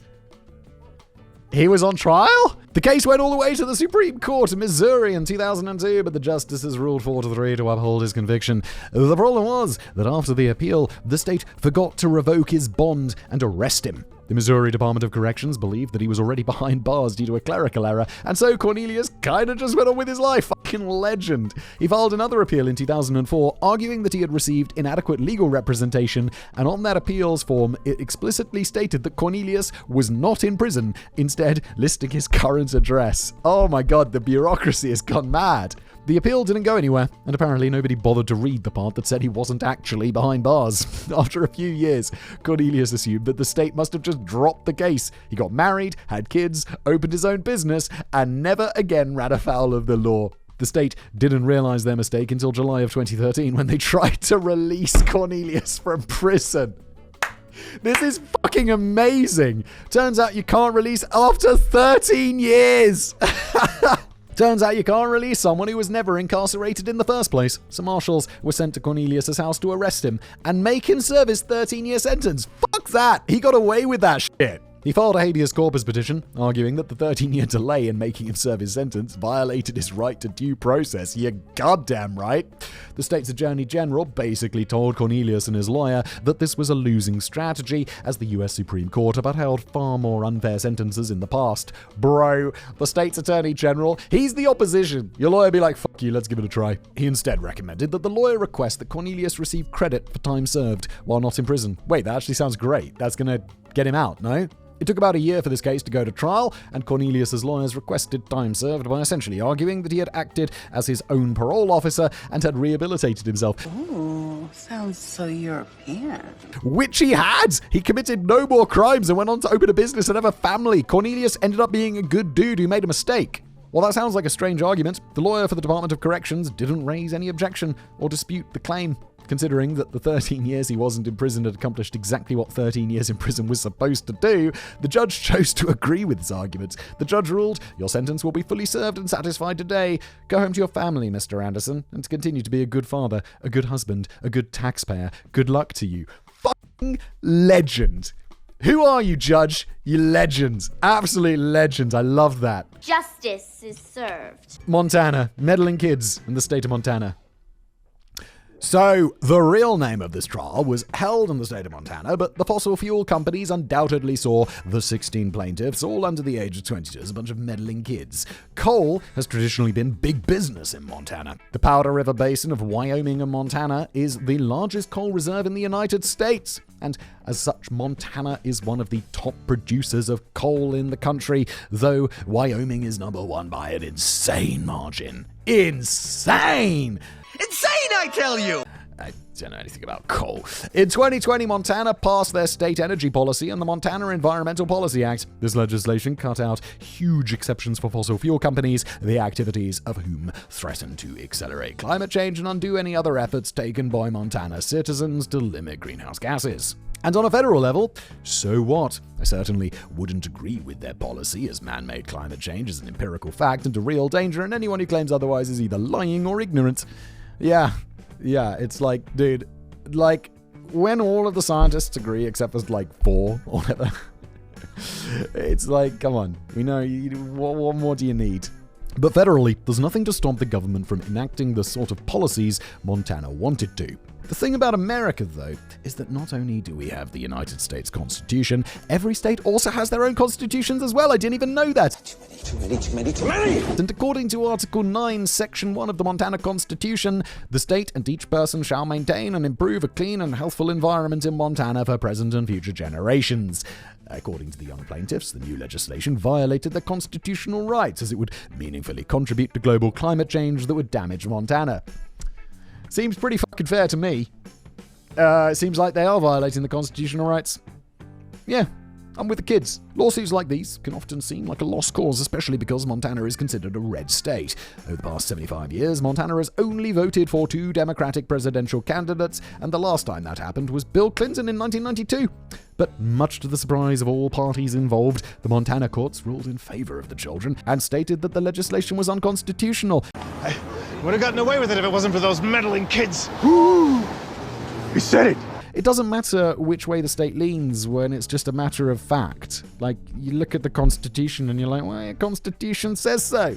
This fight began back in 2020, and after appeals, the Montana Supreme Court finally issued their ruling in 2024. The Supreme Court upheld the lower court's ruling, agreeing that any legislation that contributes to climate change is unconstitutional. But again, only in the state of Montana. Charming.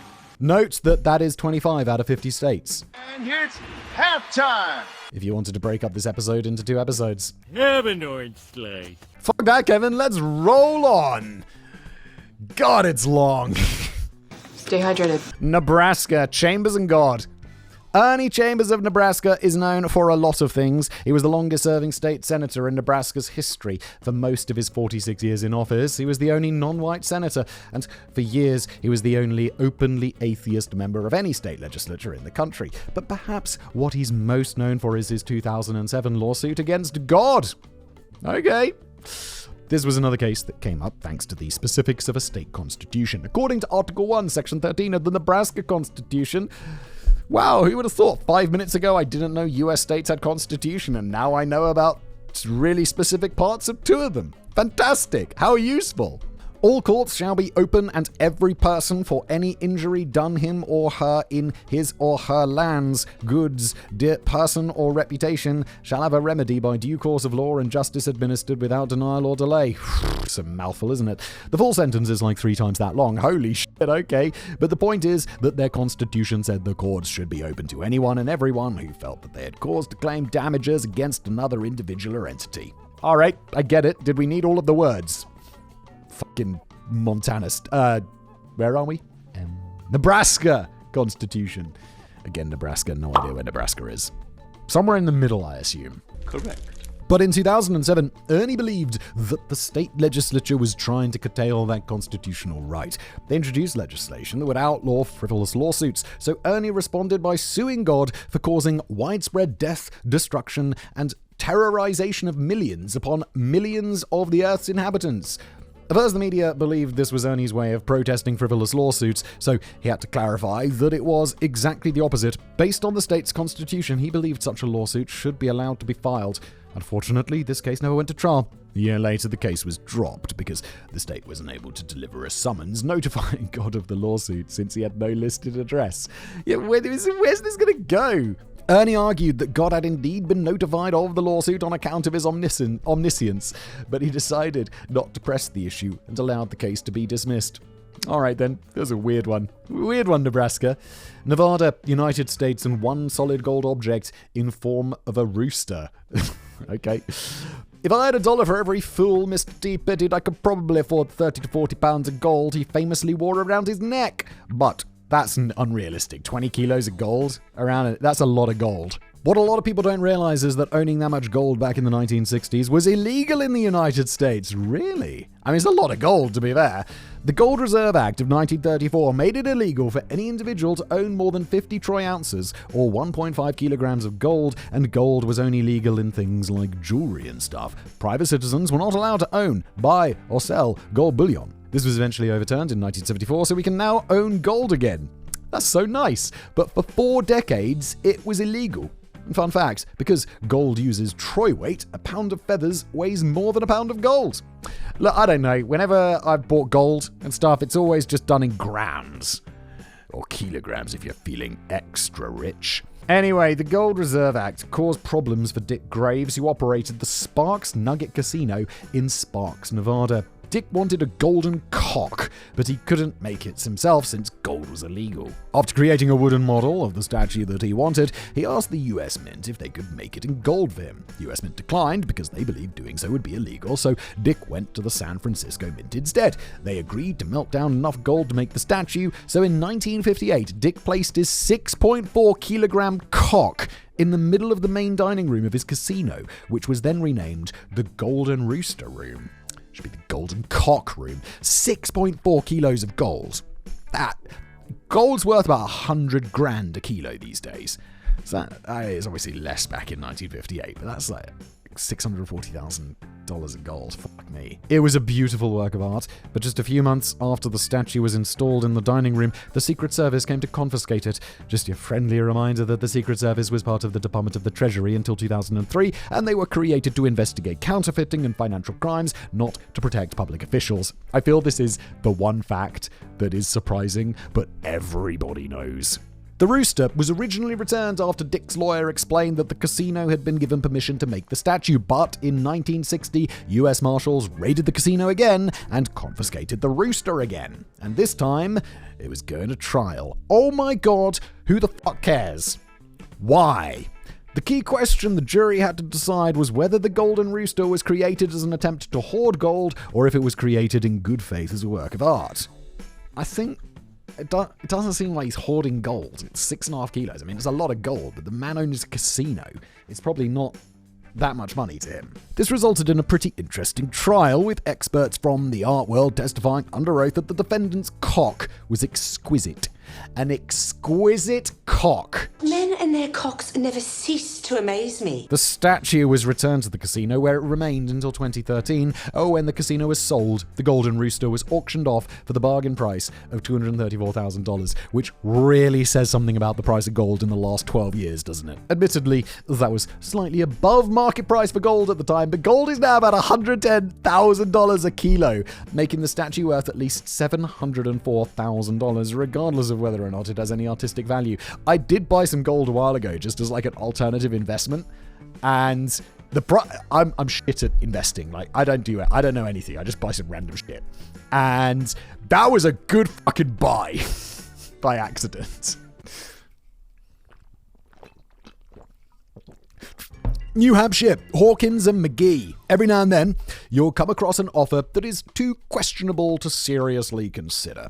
I'm not talking about an offer that is supposedly too good to refuse. I mean things like LASIK, buy one eye, get the other half off, or free Big Mac with every bypass surgery. Those can't be real. For the case of although I feel like the LASIK one, it's just like what buy one eye, get one free is kind of like a funny way of just saying it's half price. I quite like that. When I had LASIK, I thought they would do both one eye, and then you'd fuck off for like a week and make sure it's okay, and then come back and do the other eye.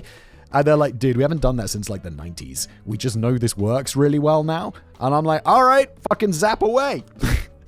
And then I went in at 11, and by 5 o'clock that afternoon, I did not need glasses anymore, and my eyes were fine. It's a fucking miracle. Like, I think it costs like a couple of grand, and I mean, I wear glasses because it's kind of part of my brand and stuff, but I do not need to. Just completely fine. I could just not wear glasses. In fact, it's kind of even clearer without glasses because my eyes don't have dirt all over them. For the case of George Hawkins, the offer was 100% good hand. Okay, George had suffered extensive scarring on his hand from an accident involving an electrical wire back in 1915 when he was 11. A doctor approached George's father and offered to use skin grafting to give George a 100% good hand.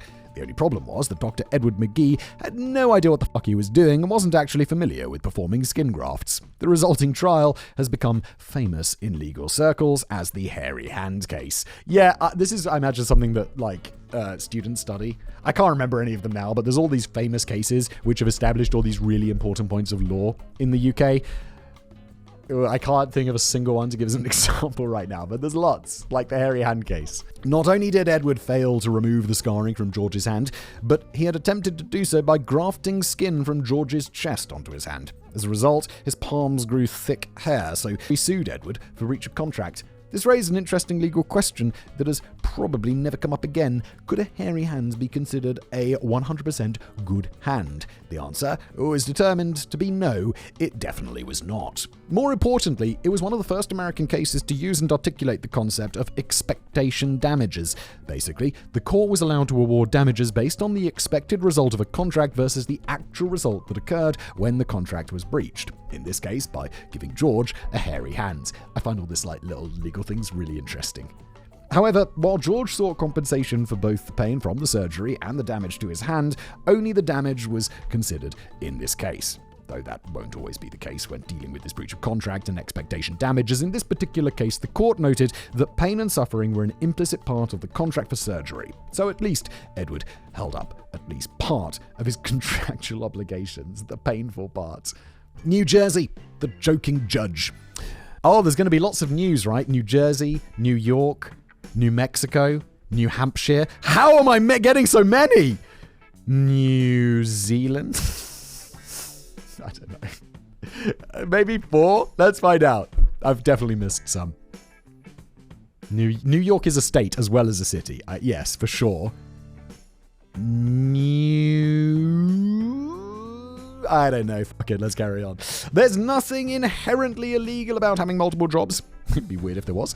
There may be issues involving conflicts of interest or other contractual matters that stop a person from having 2 very specific jobs at the same time, but in general, if a person wants to moonlight, that's entirely their prerogative. Or so New Jersey judge Vince Sicari believed. In addition to working as a part-time judge, which is apparently a thing, Vince, sure. There's plenty of jobs that people do part-time. Vince was also a stand-up comedian and actor. Legend. I really hope he just plays judges. But in 2008, Vince was pulled in front of the state ethics board over concerns with some of his acting work. He made multiple appearances in an ABC hidden camera show called What Would You Do? A show that put normal people into uncomfortable situations to see how they would react. Although Vince's lawyer argued that Vince did not make jokes on the bench, did not include jokes about the legal system in his stand-up routine, and never even divulged the fact that he was a judge in his comedy, the ethics board ruled that he had to either quit comedy and acting or quit being a judge. Please tell me he chooses comedy. Tell me he chooses passion, please. Good news, everyone! Part of the argument against Vince involved the characters he portrayed on What Would You Do? He often played the role of racist or homophobic people to see how ordinary people on the street would react to his bullshit, and it was argued that the general public may confuse his on-camera persona with who he was as a person. I mean, I think even dumb people can understand the concept of fucking acting. How do I act so well? What I do is I pretend to be the person I'm portraying in the film or play. Yeah, you're confused. It was also argued that his behavior reflected poorly on the judicial system in general. This is ridiculous. Just let him do his thing. And while that does sound ridiculous, because obviously people understand the difference between actors and the characters they portray, well, no, they don't, because people are idiots. I didn't realize people could be that much of an idiot, though, Kevin. This sort of confusion happens all the time, and people who play villains on soap operas are notoriously harassed on the street. No! I did know this, but it's insane! And mailed death threats by fans of the show who are incapable of differentiating between fiction and reality. What the fuck, guys?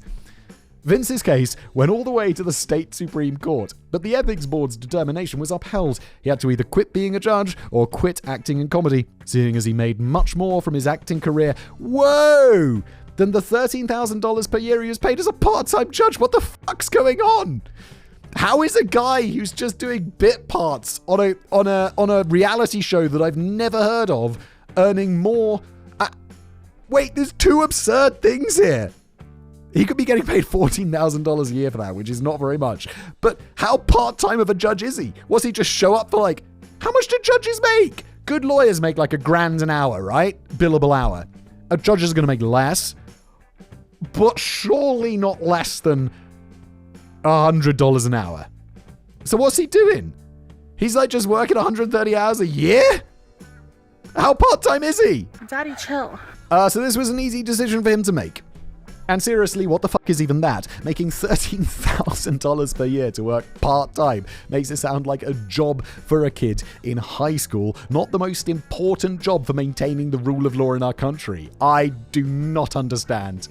New Mexico, nailed that one. Gauchapin et al. And Albuquerque Public Schools. I think the only reason I know how to pronounce Albuquerque is because of Breaking Bad. It's always cool when teachers can make history come alive, unless, of course, they do it by giving their students the ability to literally murder one another for no discernible reason. That's what happens on May the 2nd. What the fuck is happening? On May the 2nd, 2022, at Volcano Vista High School, when Liviata Mitchell brought 2 swords into class and had her students fight one another in timed 2-minute bouts. Like actual sword fighting. We're not talking like fencing here, we're talking sword fighting. There's even a video available of 2 students sword fighting while Liviata stood next to a giant timer, smiling gleefully as she watched. To be clear, these weren't blunt-tipped epées used in competitive fencing. Epées? Epées? Epées? Shit, I fenced when I was a kid and I can't remember how to pronounce that. God, that's weird.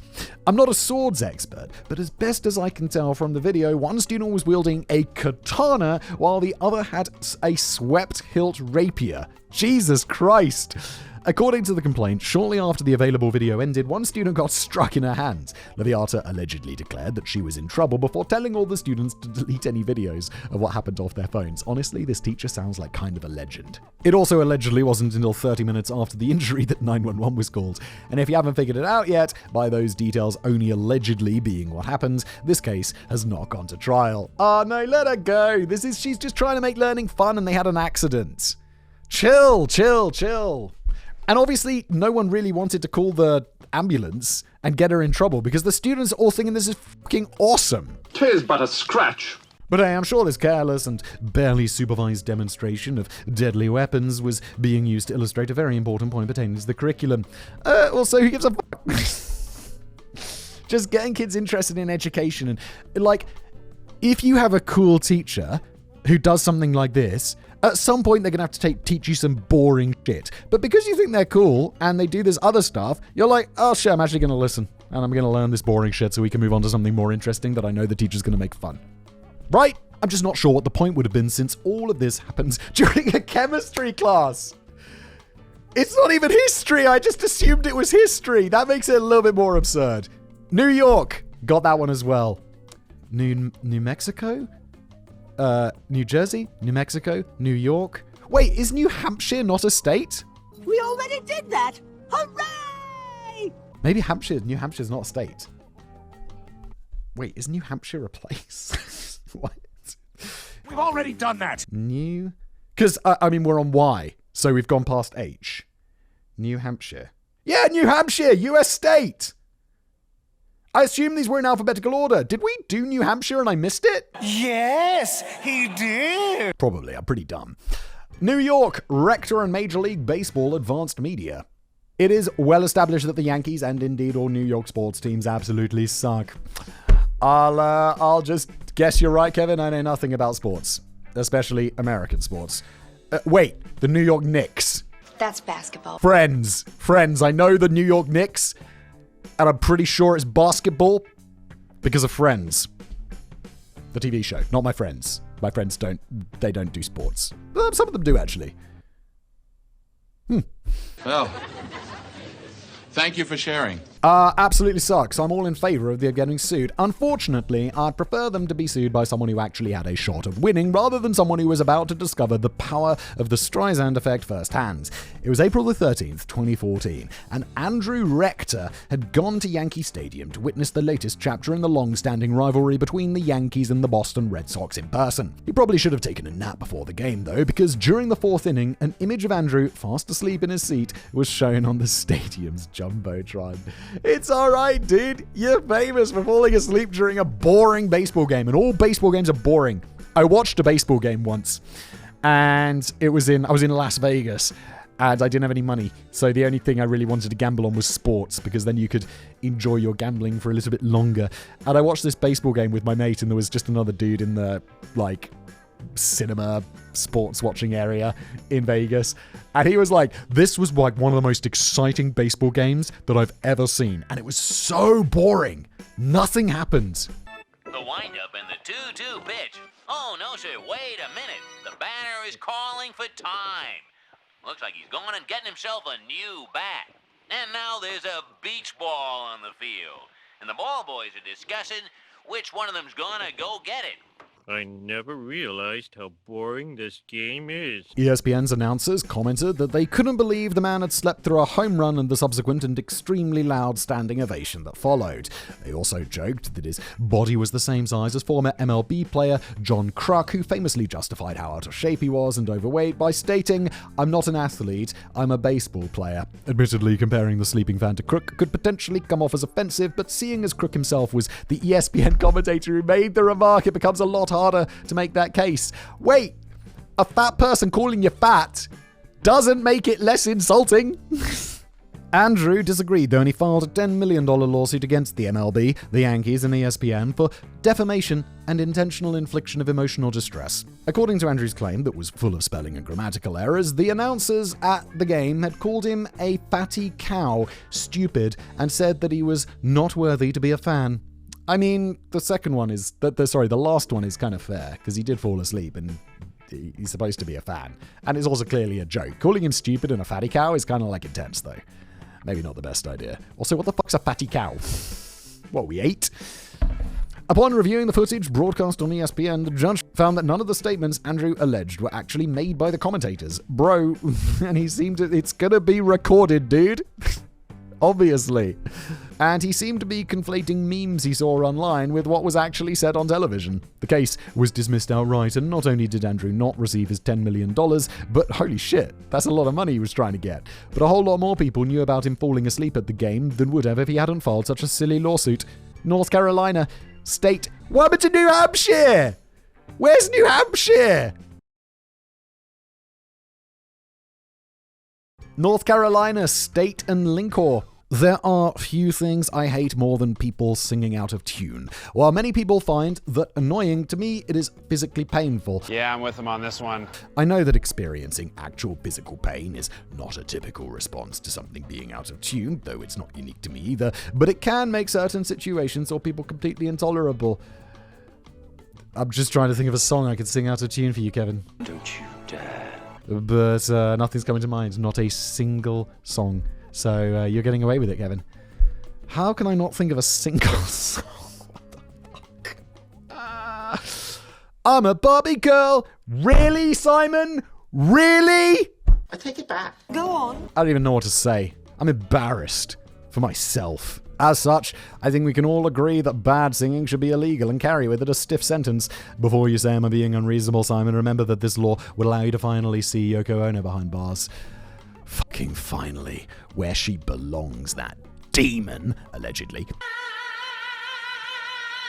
That said, I know not many people would actually agree with me on this, but you know who would? The Robeson County Superior Court of North Carolina. At least they agreed with it back in 1873 when this court case took place. Deep pull. William Lincor was a devout Methodist who loved going to church and singing along with the hymns. The only problem was that he was a fucking terrible singer. He was so bad that at least on one occasion the pastor declined to sing a hymn because William was in attendance. Other members of the congregation pleaded with William to stop singing, but he refused because he felt it was his duty to worship God, and that included singing. I mean, like, fucking fair play to you, Willie. You fucking rejoice to God like your little heart depends on it. His singing eventually pissed off enough people that William was charged with disrupting the church services. It just reminds me of being at school, and we'd have these hymns, and we'd just go in phases of like stupid shit. One was just absolutely shouting hymns, so instead of singing, we'd just be like, "Antichrist fight!" Just shouting as loud as we could. And we found it amusing, and then we got in lots of trouble. Even though everybody involved agreed that William wasn't actually trying to interfere with the service, the judge decided that William could still be held accountable because he should have known he was singing bad enough to upset everybody. As such, the question was passed on to the jury, who found William guilty. He was fined 1 penny for his transgression, which I imagine was based on the assumption that being convicted would shame him into ceasing his off-key singing, so the monetary penalty wasn't actually important. But instead of stopping, William took his case to the North Carolina Supreme Court. Dude, you have too much time on your hands. Just stop fucking singing. Or just every time, just give them a penny. The Supreme Court unanimously overturned the decision, stating that William could not be found guilty since he was genuinely trying to worship. This case, you're stepping on his, religious freedom or whatever. The case has lived on in legal circles for being an important example of the ridiculous circumstances that can lead to lawsuits, as the legal magazine The Green Bag put it. There's a legal magazine called The Green Bag? In a poem they published about the case in 1906. And that, why is a legal magazine publishing a poem about a court case in a magazine that's called The Green Bag? What is happening, America?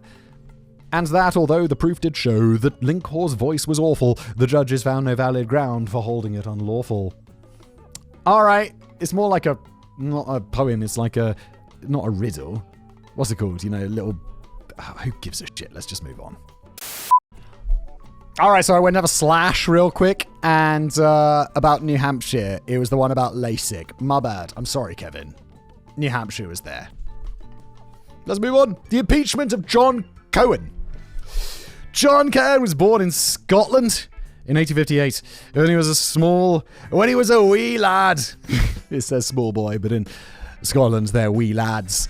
His family moved to Canada. Then, after studying medicine in college, he moved to the United States and became a lawyer. Okay.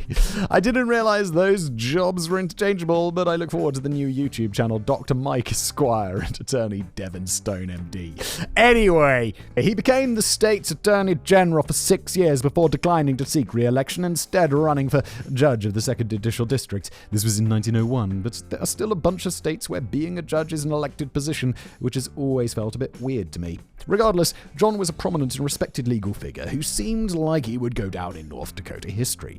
And he did! But he was as the first ever elected official in the state of North Dakota to be impeached. Oh no! Anyway, North Dakota was a dry state at the time, yet John was accused constantly of coming to work drunk, frequenting establishments that sold alcohol, being lewd and obscene on the bench. I'm like, alright, what he does in private time is fine. But he's being lewd and obscene while doing judge shit. Influencing jurors, ignoring motions and cases, sleeping during trials, and sexually assaulting a woman inside a courthouse by forcibly trying to kiss her. Dude, stop, John. Stop. In total, John was charged with 74 different offenses as part of his impeachment trial. He was somehow acquitted on all counts, though he unsurprisingly lost his campaign for re-election. Ohio, Novak, and City of Palmer. In March of 2016, Anthony Novak was waiting for a bus. Since he had nothing better to do, he created an anonymous email account and used it to sign up for Facebook to make a parody page of the Palm Police Department's Facebook page. He's just, while he's waiting for a bus? The basic layout and images looked exactly like that of the genuine Facebook page, except the department's slogan of "We Know Crime" was changed to "We Know Crime," as in originally it's KNOW and then he changed it to NO. It doesn't work so great when I just read it out and have to explain it, but there we go. Anthony made a number of posts to the fake account because what else are you going to do with a parody account? One post included a fake job listing for the department that said minorities shouldn't apply. Another was a public service announcement about free abortions for teenagers provided by police in the Walmart parking lots. I'm sorry, but this is obviously jokes. Like, they can't pretend that they thought this was real. Although, as we've established so far in this episode, there's a lot of dumb people in the world. You should never underestimate the predictability of stupidity. He had made the page because he was bored and had grievances with the department's policies, but his grievances had only just begun. The page was up for a mere 12 hours, but in that time, 10 people, all reportedly named Karen, called 911 to alert the police that somebody on the internet was trying to have fun. Holy shit. That's not what 911 is for, Karen. A few weeks later, the police were able to obtain Anthony's personal information from Facebook, so they went and arrested him. What the fuck? He spent a few days in a holding cell and was charged with disrupting public services. Why is he in a holding cell? What the fuck? I mean, I get that they're upset. I don't think that there should be any legal consequences for him, but I get that the police might want that, but still. Like, what the hell? But did he really disrupt anything? No, of course not. You know who disrupted things? The people calling 911 and holding up the time of a 911 operator while they're out there people who actually need, the police's services. Who aren't you, Karen? While the police tried to argue in court that he had disrupted police activities, Anthony's lawyer noted that all of the department's statements at the time were just them being butthurt that Anthony was making fun of them. Anthony was acquitted, and he immediately sued them back for making a retaliatory arrest.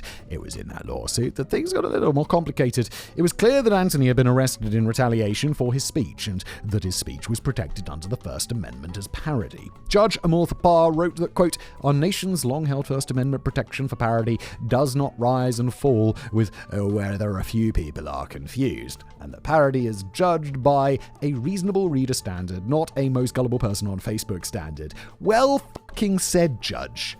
So far, so good. However, the decision went on to state that while Anthony's parody Facebook page was protected free speech does not protect a person from a retaliatory arrest if that speech gives police probable cause for said arrest. I mean, probable cause there, pretty fucking debatable, but he was in prison. He was held in a holding cell for a few days over this. That is fucking retaliatory, and there should be a consequence to the police for that. If that sounds like word salad, let me give you an example. Oh no, I kind of got it. Let's say you're going to a rally to protest the police, so you decide to wear a clearly fake police uniform to the rally as your way of mocking the police. This would be considered parody and is protected speech, but you could still be arrested if the police felt that they had reasonable suspicion that you were trying to impersonate a police officer, which is a crime. Yeah, but that's not what happened here. And that is the same exact crime police claim to have probable cause to arrest Anthony of. Bro, he was saying, there's abortions in a parking lot. He wasn't pretending to be the police's Facebook page maliciously. He was just being a funny bugger. Admittedly, that is a bullshit excuse, and they clearly arrested him for hurting their feelings, but it's hard to prove their actual intent, while it would be pretty easy to prove that the Facebook page would have given Anthony the ability to impersonate an officer were he so inclined. Because of this, the case was dismissed. That's a shame. I think Anthony should have got something. Anthony and his lawyers tried taking it all the way to the United States Supreme Court, and they had a lot of help. A number of organizations provided amicus briefs for the Supreme Court in this case, most notably The Onion. Oh, I see. Not even in parody, because Onion wanted to protect the parody. That's great. Fucking Onion's legendary. In their brief, The Onion opens with a fake history of their paper that ended with, The Onion now enjoys a daily readership of 4.3 trillion and has grown into the single most powerful and influential organization in human history. So far, The Onion, up we go, Whistlerverse! Despite ideological difference between the organizations, the Babylon Bee, no idea what that is, also submitted an amicus brief to the Supreme Court for the case in support of Anthony. For anyone unfamiliar with them, the Babylon Bee is another online parody newspaper, except everything is written by Christian conservatives. Oh, that just sounds like it's extra fun. Some of it is still pretty funny, though, like their Memorial Day headline, "Man honors fallen soldiers by purchasing refrigerator." It's an incredible discount. I take it back. That's a good-ass joke. While this could have been a truly epic trial that might have laid out some new, important precedent, I regret to inform you that the Supreme Court declined to hear Anthony's case, and so the lower court's ruling stood. Oklahoma, state of Oklahoma, and Cody Adams. It was September the 27th, 2024. It's incredibly recent. This is just a few months ago. It's like half a year. It was more than half. Okay, it's nearly a year ago. Whatever. And Cody Adams was at a gas station in Stillwater, Oklahoma, asking if anybody could give him a ride to Pawnee. That was a pretty big ask, since Pawnee was 30 minutes away. But Cody had somewhere very important to be. Court. His trial was scheduled for that day, but he had no way to get to the courthouse. Courts tend to take things like attendance pretty seriously, and with each passing minute, Cody was running out of options. Suddenly, an opportunity presented itself. Nobody offered Cody a ride to court. That would have been too easy. But a supervisor for the ambulance company, LifeNet, did leave his branded pickup truck running and unattended in the gas station parking lot. That's really special, dude. If you steal this to show up to court on time, I didn't even know what to say, my dude. That's crazy.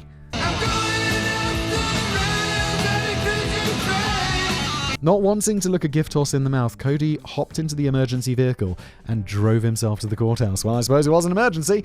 He was promptly arrested for stealing the truck before he could even enter the courthouse, though he claimed he was just borrowing it. Dude, it's like, what's your excuse for robbing the bank? I was just borrowing the money. Just borrowing it. I was gonna give it back. with interest, obviously. The arresting officer was at least kind enough to let Cody attend his hearing before taking him back into custody to charge him with stealing the truck. What was Cody on trial for, you ask? Oh no, don't say he was stealing cars. Oh my God, Cody. I don't even know what to say, my dude. Fuck. Oregon. Franklin and Oregon. In 1978, Henry Franklin was convicted of burglary and assault in Yamhill County, Oregon. He was sentenced to 11 years for one crime, 5 years for the other, and with the sentences to run concurrently. With good behavior and stuff, he could be out in something like 6 years. Not great, but not a life-ending event. Fuck that, man. 6 years in prison? It's a long-ass time. 6 years ago is 2019! You'd missed the whole of fucking COVID! And whatever's happened in the last 4 years since then. I don't even know. My kids got bigger. Made more videos. That's not great, but it's not a life-ending event either. But Henry felt otherwise. He believed that he had been wrongfully convicted and, in the opinion of the judge, planned to file so many frivolous lawsuits that the legal system would become overwhelmed and ineffective, forcing them to release Henry so that his legal filings would stop. He's not very bright. Bro, you can't blackmail people into letting you out of jail. Especially not this transparently. Chief Judge James Burns opened one of his opinions with the following: "This is another chapter in the Harry Franklin saga. No longer am I tempted to call it the final chapter, as desirable as that would be to me.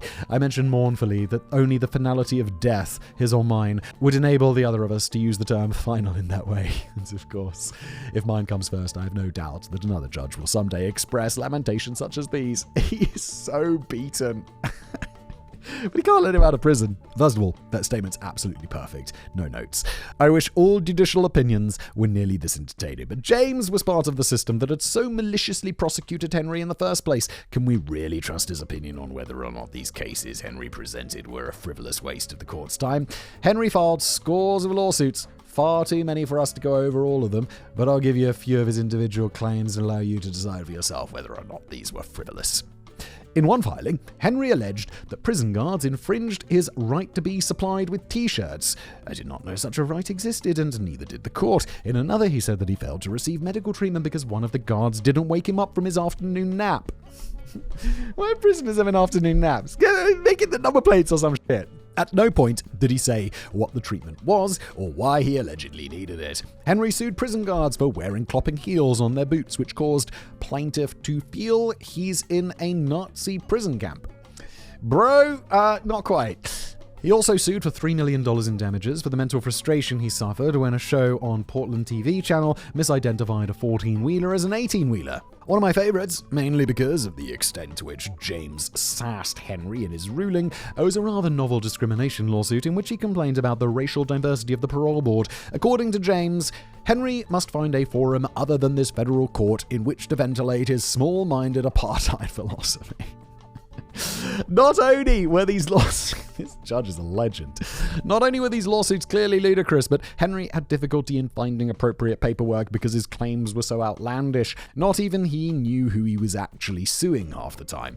Maybe another day we could do a longer episode just on Henry so we can talk about even more of his lawsuits, like his claim that his First Amendment rights were infringed by guards who punished him for saying a racist slur, or his lawsuit challenging a statute that would prevent him from running for governor of Oregon while he was incarcerated. What a nutter, allegedly, in my opinion. Please don't sue me.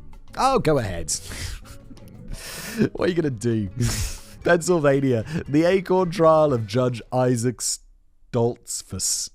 Judge Isaac Stoltzfus had been serving on the bench in Lancaster County for 20 years. His office was located in Intercourse. There's really a place called Intercourse in Pennsylvania. Now, is there a shorter word for intercourse? Which isn't particularly relevant to this story, but it's a funny name, so I wanted to include it in case Simon somehow hadn't heard of that city before. Definitely hadn't. I fucking love it. Ironically, Intercourse is just a few miles away from Blue Balls. No, it's fucking not. No, it's not. No, it's not, Kevin. It's not. It's not. There is a Blue Balls bike cafe in Pennsylvania, though.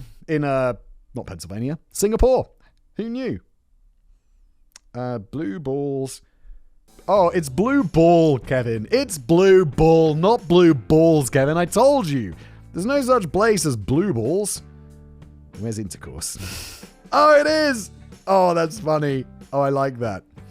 It's just east of Ronks and slightly north of Paradise. What happens? What's going on, Pennsylvania? Also, there's a lot of farms in Pennsylvania. Wow. Put the phone away. Oh my god, there's a place called Field of Screams? What the fuck, Pennsylvania? Put the phone down. Oh, wait, Hershey.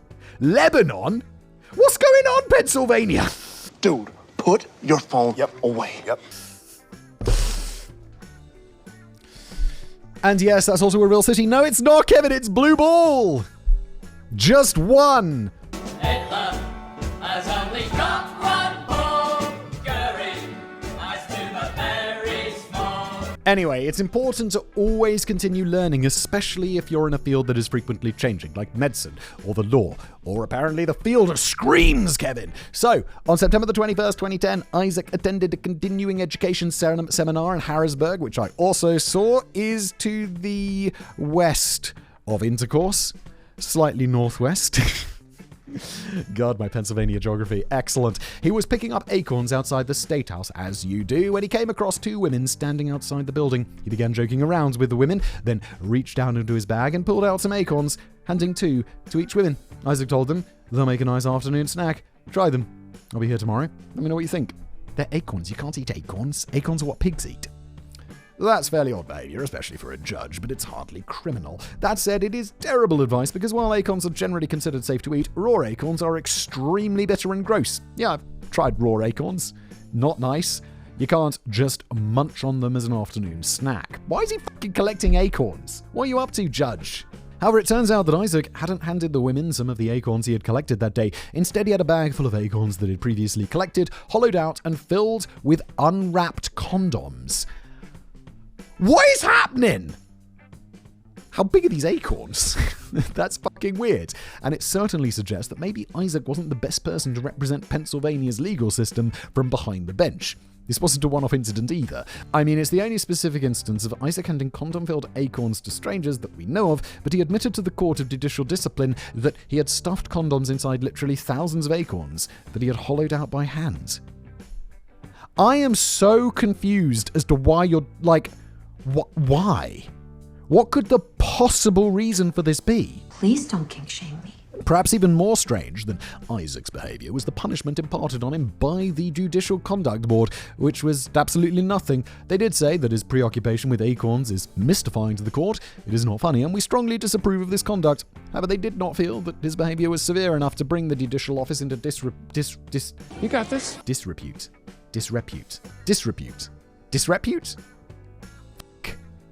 I've been recording too long today.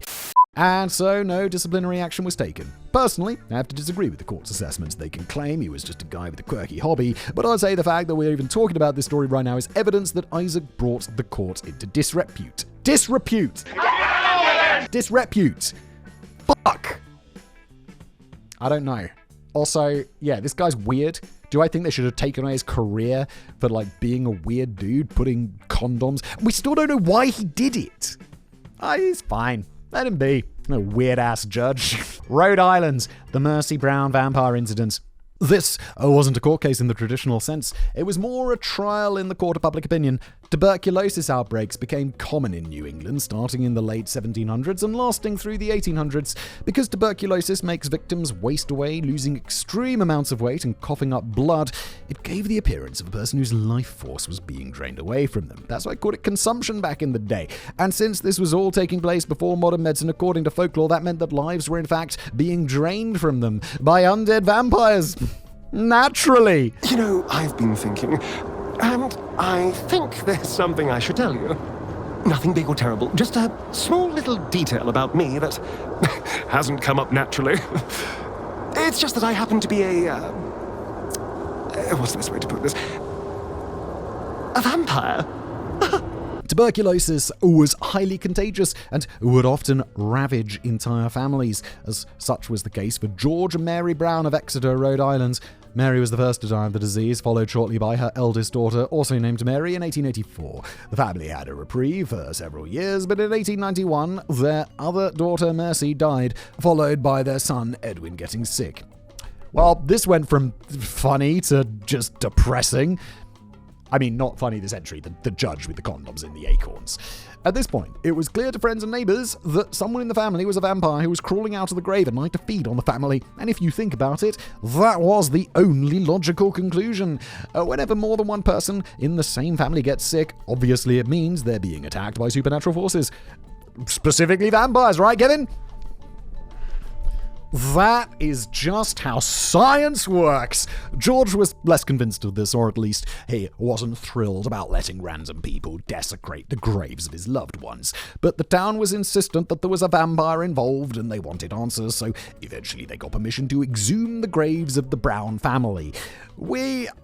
This was not that long ago in the grand scheme of human existence, which is fucking crazy. Both Marys showed an appropriate level of decomposition for how long they'd been buried, but Mercy didn't. Not only did Mercy show virtually no signs of decomposition, there was fresh blood in her heart, and her body appeared to have turned in its grave. Alright, this was all the evidence the townsfolk needed, and so Mercy was declared a vampire. There can only be one conclusion. You're a vampire. And her heart and liver were burned. She was buried again afterward, though only after the rest of her corpse had been suitably desecrated. What the fuck, people in the past? But the townsfolk were happy because they had discovered the evil undead that was killing the family. Oh, for fuck's sake! Yeah, but then people are still gonna die, aren't they? Once Mercy's heart and liver were burned, the ashes were used to make a potion that they believed would cure ailing Edwin. Let me guess, Edwin dies. Unfortunately, dead people's ashes are not medicine, so Edwin died 2 months later. Of course he fucking did. As for why Mercy's body hadn't decomposed, for 2 months after her death, she was stored in an above-ground crypt, which was effectively the same as storing her body in a freezer. After all, New England winters are cold as fuck. Nobody realized that? Nobody! George was the only one in the family to never contract tuberculosis, and he lived another 30 years after the desecration of his daughter's corpse. So sus. Fuck me, this is a depressing one. But 1921, 1 year before his death, must have been an incredibly bittersweet moment for poor George. After losing his wife and 3 children to the disease, and having his daughter accused and effectively convicted of vampirism, George survived just long enough to see the creation of the first tuberculosis vaccine. South Carolina, the guardian of Sally, a Negro, and Betty. All right? And yes, Simon, that is the full official name of the court case, and there's no name ever given for the plaintiff. The past, everybody, it was the worst. Sorry for making you say the next part, but she only is ever referred to in documents as a Negro wrench. Tread carefully. As a Negro wench slave. Fucking hell, America. I know it's not just America, it's everybody in the past. But Jesus Christ.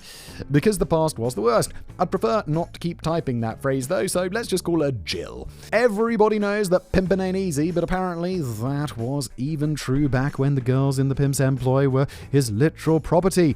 Jill's owner, Betty, thought he was being really clever when he made an arrangement with her. Jill was being used as a sex worker and was required to pay a set monthly fee to Betty. The goal of this was obviously to ensure that she wasn't slacking and worked enough to pay the agreed upon fee. But what Betty hadn't considered was that Jill was capable of earning more than the money he demanded.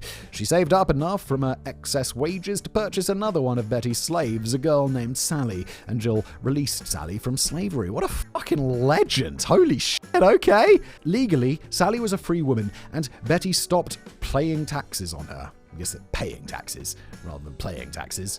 That does sound like a fun game, doesn't it? No. And claiming her as his property, but he didn't actually set her free. After an unspecified amount of time, Jill demanded that Sally be released, but Betty refused. Well, it's sounding awful lot like kidnapping, isn't it? And so, in 1792, Jill took her owner to court on Sally's behalf. And while this was obviously a fucked up period in America's past, kudos to the court for actually hearing a case brought by a slave, I guess. Anyway, Jill's argument was pretty straightforward. She had purchased Sally and granted her freedom, but Betty was refusing to release her. However, the defense argued that pursuant to precedent set in Roman law, slaves could not own property, and thus anything Jill owned was actually Betty's property, thus preventing her from granting Sally's freedom. Oh my god. Dear God, this is horrible! That's a workaround and a half. Fuck that. Hold on, let me check my atlas. No. The United States is not, nor is not now, or nor has ever been, a part of the Roman Empire. No, very different parts of history, you know? Jill's lawyer's argument was slightly more nuanced than that, explaining that because Christianity had fundamentally altered slavery in the United States, laws from Rome or the Barbary Coast could not act as a precedent in the matter. I mean, fucking obviously, it's Rome! It's like ancient Rome! What have the Romans ever done for us? They also argued that because Betty had set a fixed price Jill had to pay, there was an implicit agreement that she was free to do whatever the fuck she wanted with her excess wages. Furthermore, they said that because she had paid Betty the agreed upon amount in full every month, he had no right to claim any damages or suffering. Fuck yeah, court! Yes! In a decision that I would definitely not have expected out of 1700 South Carolina, the court agreed completely with Jill. The judge said that he hoped no jury would negate Jill's act of kindness in purchasing and freeing another slave instead of herself, and the jury ruled in Jill's favor without even leaving the jury box to deliberate. Fuck yes! I like that a lot! South Dakota, Hideaway Hills Sinkhole lawsuit. Built in the early 2000s, the South Dakota community of Hideaway Hills seemed like such a beautiful place to live. It was a quaint little neighborhood just a few miles outside of Rapid City, and those who were able to purchase homes in the new development must have considered themselves lucky.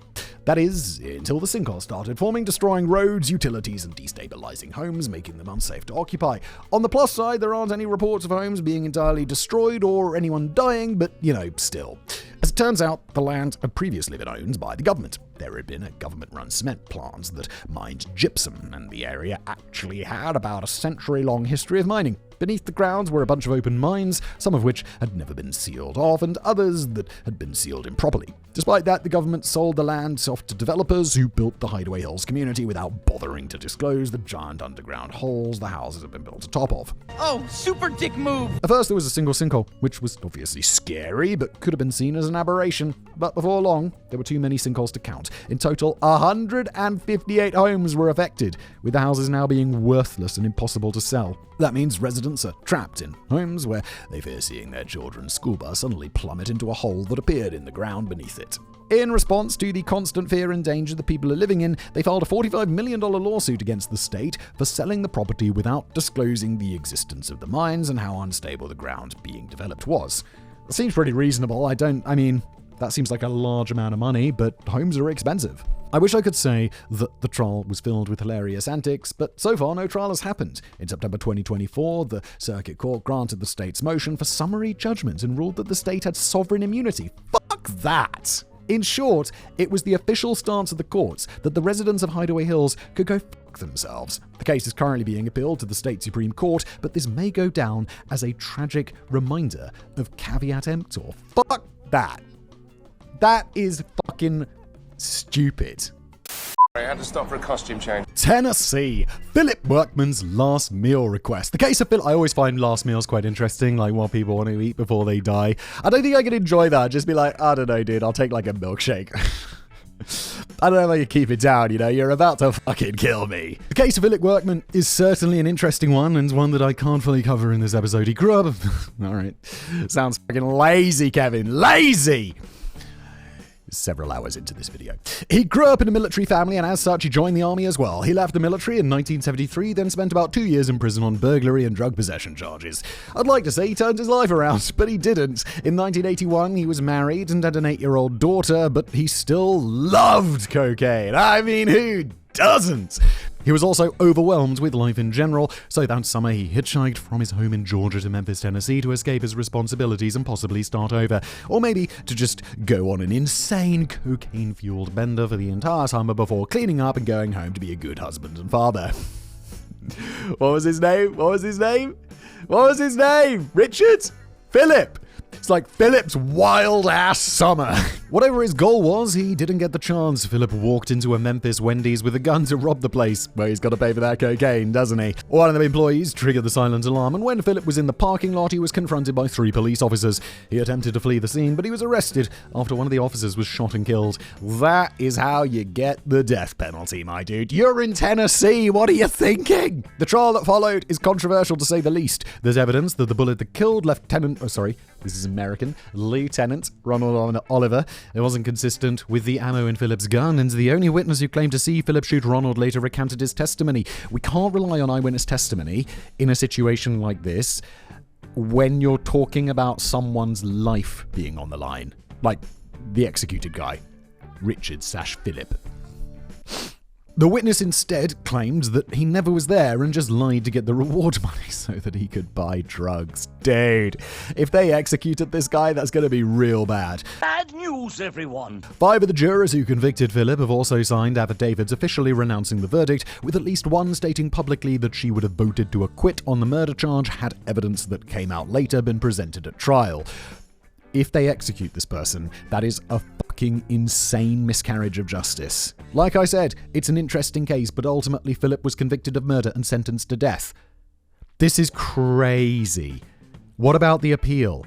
After multiple appeals and delays, his execution was finally set for May the 9th, 2007. Even though the original people were like, whoa, there's this new evidence. They sign an affidavit saying that they would change their minds. It's crazy this isn't revisited. It's customary in the United States for prisoners to get to request their last meal. How this works varies by state and even by prison, but these days there's usually a list of pre-approved options that inmates can choose from. I suspect there's some leeway, like if you want a Whopper from Burger King and it isn't on the approved menu, I'd hope that's still fine. You just don't get to order extravagant shit like Chateaubriand caviar and Napoleon cognac for your last meal anymore. Surely there was always some leeway. They'd be like, bro, you can't have the fancy shit. It's like, I would like an entire plate of caviar. And I'd be like, no, dude, sorry. And that was absolutely fine because Philip didn't want any of that. In fact, he didn't want to eat anything at all. Philip put in a request for his last meal, but it wasn't for himself. Instead, he asked that a large vegetarian pizza be given to a homeless person. The prison refused to do so, though Philip still refused to eat anything that he was offered, so he was executed on an empty stomach. This is so sad and such a fucking travesty. America, get your shit together. But news of his unusual request had gotten out, and if the prison wouldn't honor Philip's last request, the public would have to take matters into their own hands. People from all over the United States began flooding every homeless shelter in Tennessee with pizzas of various toppings. I can't find exact numbers on how many pizzas were donated, but there's a report of a single person donating $1,200 worth of pizzas, and plenty of reports of others donating 10 to 20 pizzas each. Fucking legends. You know who's not a legend? The justice system. We may not have an adequate answer as to whether or not Philip was actually guilty of murder, but at least some good came out of his execution. I don't like this at all, Kevin. I don't like it at all. He wasn't innocent, like he robbed a place and someone died, but to execute him, or even to put him in prison for the rest of his life based on eyewitness testimony that he was convicted on, which was later recanted, and the jury literally saying, dudes, if you had told us this, I would vote differently. Madness, America. Madness. Texas. Judge Amber Givens. Zoom trials, they're the gift that keeps on giving. It was August the 3rd, 2021, and Texas Judge Amber Givens was scheduled to hear a case about someone violating the conditions of his deferred adjudication for a burglary charge. It's a really mundane sort of case, and it probably wouldn't have drawn any attention were it not for the fact that Amber wasn't actually in attendance at the trial. Amber claimed to be having difficulty logging into her Zoom account. I kind of agree with Amber. Zoom is kind of... I don't understand why Google Meets is just not dominant. It is so much better in every way. Where did we go wrong? What can Zoom do that Skype can't? Well, Zoom can support up to 1,000 callers. 1,000? Why would you want to be on a call with 1,000 people? I don't know 1,000 people, let alone want to talk to them. So she called a court coordinator, Arceola, to log into her account for her. The plan was for Amber to stay on the speakerphone with Arceola during the trial and conduct business that way, which, while kind of weird, would have been totally fine if that's what had actually happened. Because the Zoom call was only showing Amber's profile picture as Arceola's camera wasn't on, there was confusion about whether or not Amber was even present. Lawyers who had been in a courtroom before... Oh, wait, she's the judge, right? Yeah, sorry, I was like, wait, she's the defendant. No, she's the judge. Recognized that her voice was never heard during the hearing, but others, including the defendant, assumed that the judge was the one behind the judge's Zoom account. The defendant even referred to Arceola as Your Honor multiple times, and there are conflicting reports about whether or not Arceola corrected him or just kept on going. She's like, I've enjoyed being judged for the day. Complaints were filed following the trial, and the Texas Rangers launched a 2-year investigation into Amber. Although Amber was wildly popular with the voting public, Texas also elects their judges. This wasn't the first complaint that had been filed against her. The others seem to stem from Amber live streaming her Zoom hearings on Facebook. Amber, what are you doing? I wouldn't consider that gross misconduct or anything warranting her removal from the bench, but a lot of lawyers took exception to the practice. I'm sure she knows whether it's legal or not. It just does seem a bit much. Honestly, though, I'd argue the complaints worked in her favor. There were a ton of lawyers involved in those complaints, and because they had open complaints against Amber, she had to recuse herself from any trial that they were a part of. This was a record-breaking amount. But Amber was salaried, so she was going to earn her $172,000 per year, whether or not she spent any time in court or not. Holy shit. I know we talked about the judge earlier as somehow making $15,000 a year, which seems insanely low. $172,000 seems really high. Forget Matthew Lesko. Amber's the one with the real secrets on how to get free money from the government. Who's Matthew Lesko? Back to the original case, though. If Amber wasn't on speakerphone in the courtroom as she claimed, what was she actually doing that whole time? Well, she was probably playing golf or something, wasn't she? Well, according to the phone records obtained by the Rangers, Amber was only on the phone with Arceola for a total of 8 seconds that morning. The rest of her morning was spent on the phone with GM Financial and Geico Insurance because her Cadillac SUV had been repossessed that morning and she wanted to get it back. You're making $172,000 a year. Why aren't you paying for your car? What's going on? That doesn't sound great, but I guess the fact that the lawyers at the hearing admitted that they recognized Amber wasn't on the call worked in her favor. At the end of their investigation, the Rangers determined that the case against Amber would not be submitted for prosecution. She also won her re-election in 2022, despite the wide publicity the case received. But she hasn't stopped courting controversy, with one of her last debacles being her decision to schedule 100 hearings for the same day. I fucking love it. She's just like, yeah, guilty, not guilty, guilty, not guilty, guilty, guilty, guilty! Lunchtime! That day did happen to be April the 1st, 2024, but the schedule was not a joke. I don't know. She's doing her work for $172,000 a year, isn't she? 100 in a day. Boom, bada boom, boom, boom. Utah, Snyder, and Murray City Corporation. The concept of separation of church and state has come up in multiple times this episode, and it's no surprise that we'll be visiting that theme again in Utah. The city council in Murray City opened all of their meetings with a prayer, something that resident Tom Snyder didn't approve of. Well, yeah, church and state, guys. You can't just be opening it with a prayer. It's not how it works. To protest, he submitted his own prayer that he requested the council use to open one of their meetings. I could describe Tom's prayer, but as they say in Latin, because lawyers are all pretentious douches, res ipsa loquitur, or the thing speaks for itself. Let us pray. Our Mother who art in heaven, if indeed there is a heaven, and if there is a God that takes a woman's form, hallowed be thy name. We ask for thy blessing and guidance of those that will participate in this meeting, and for those mortals that govern the state of Utah. We fervently ask that you guide the leaders of the city so that they may see the wisdom of separating church and state, so that they will never again perform demeaning religious ceremonies as part of official government functions. We pray that you prevent self-righteous politicians from misusing the name of God in conducting government meetings, and that you lead them away from the hypocritical and blasphemous deception of the public, attempting to make the people believe that bureaucrats' decisions and actions have thy stamp of approval if prayers are offered at the beginning of government meetings. Holy shit, this is long, Kevin. Wasn't this episode long enough already? Did you have to quote the whole fucking poem? Hymn? Prayer? We ask that the people of Utah will someday learn the wisdom of separation of church. And he goes on, and he goes on, and he goes on, and blah, blah, blah. Holy shit, it's long. Okay, here we go. That's a slightly abridged version! What the fuck? But the thing was pure gold. I mean, I guess so. I didn't finish it though, Kevster. Unsurprisingly, the city council refused to read Tom's prayer, so he took them to court. The trial ruled in favor of the city council by summary judgment, in no small part because it claimed that Tom's prayer did not include any sincerely held religious belief. So that sounds like your opinion. Obviously, Tom then took his case to the Utah Supreme Court. Admittedly, something like this could go either way in a state like Utah, but the Supreme Court made the right call. Yeah, church and state separation, that's a big thing. They reversed the lower court's decision and stated that the city council couldn't discriminate against Tom's prayer just because it hurt their feelings. Yeah, that's what's happening there. All right, next, Vermont. Got a couple of friends from Vermont. Vermont. Gregory Bombard and Vermont State Police. Whenever you hear about a story involving a routine traffic stop, chances are that whatever you're about to hear afterwards is total bullshit.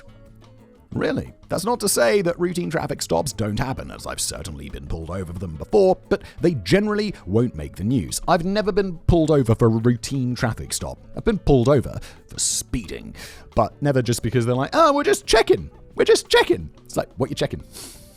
What did I do? When they do, chances are the traffic stop was just a pretext for some other reason that the police wanted to pull the person over. Such was the case for Gregory Bombard, who was pulled over in February 2018, and State Trooper Jay Riggin didn't even hide the fact that this was a pretextual stop. Don't do it! Oh, I'ma do it! Mesothelioma is a rare cancer linked to asbestos exposure. Call now. The reason Gregory was pulled over was because the trooper was pretty sure that Gregory flipped him off. Gregory denied having done so, but he was still detained and questioned for several minutes. Alright, I mean, fair enough. Just be like, no, I didn't. Run the tape. Once he was finally free to go, Gregory did the same thing anyone would do in that situation. He flipped the state trooper off and told him to go fuck himself. Yeah, Greg, what are you doing? Just leave, dude. Why? I'm sure it's fine. I get where you're coming from, but just be like, all right, officer, thanks. Have a great day. Why make hassle for yourself? If you're going to be harassed for something you didn't do, you might as well actually do it, right? I mean, you're being falsely accused of murder, then please don't kill someone, but giving a cop the middle finger isn't actually a crime.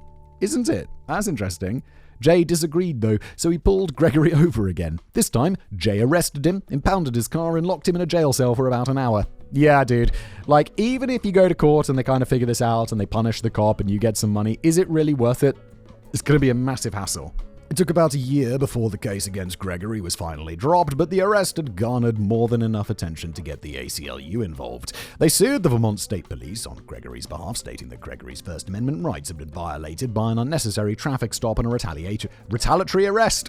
As we discussed earlier, retaliatory arrest, because of someone's protected First Amendment expression, isn't necessarily illegal so long as it provides probable cause. But flipping off a police officer is not probable cause. No reasonable person would see someone giving the cop a finger and think, oh man, clearly that person must have a crack pipe and a dead body in his trunk. No, the person who's like flipping, you'd just be like driving, hands at 9 and 3, looking straight ahead, checking the mirrors, being a good boy, not speeding, going exactly, not too fast, not too slow, just hopefully driving something like the most generic car you can, a Ford Mondeo, I don't know, something like that, just carry on. While this may have initially sounded like a cautionary tale about behaving yourself in Vermont because of the police's overzealous nature, it turns out that, if anything, this story should encourage you to be rude to the police. #not legal advice. Gregory's case against the police never made it to trial, but only because they settled with him for $175,000.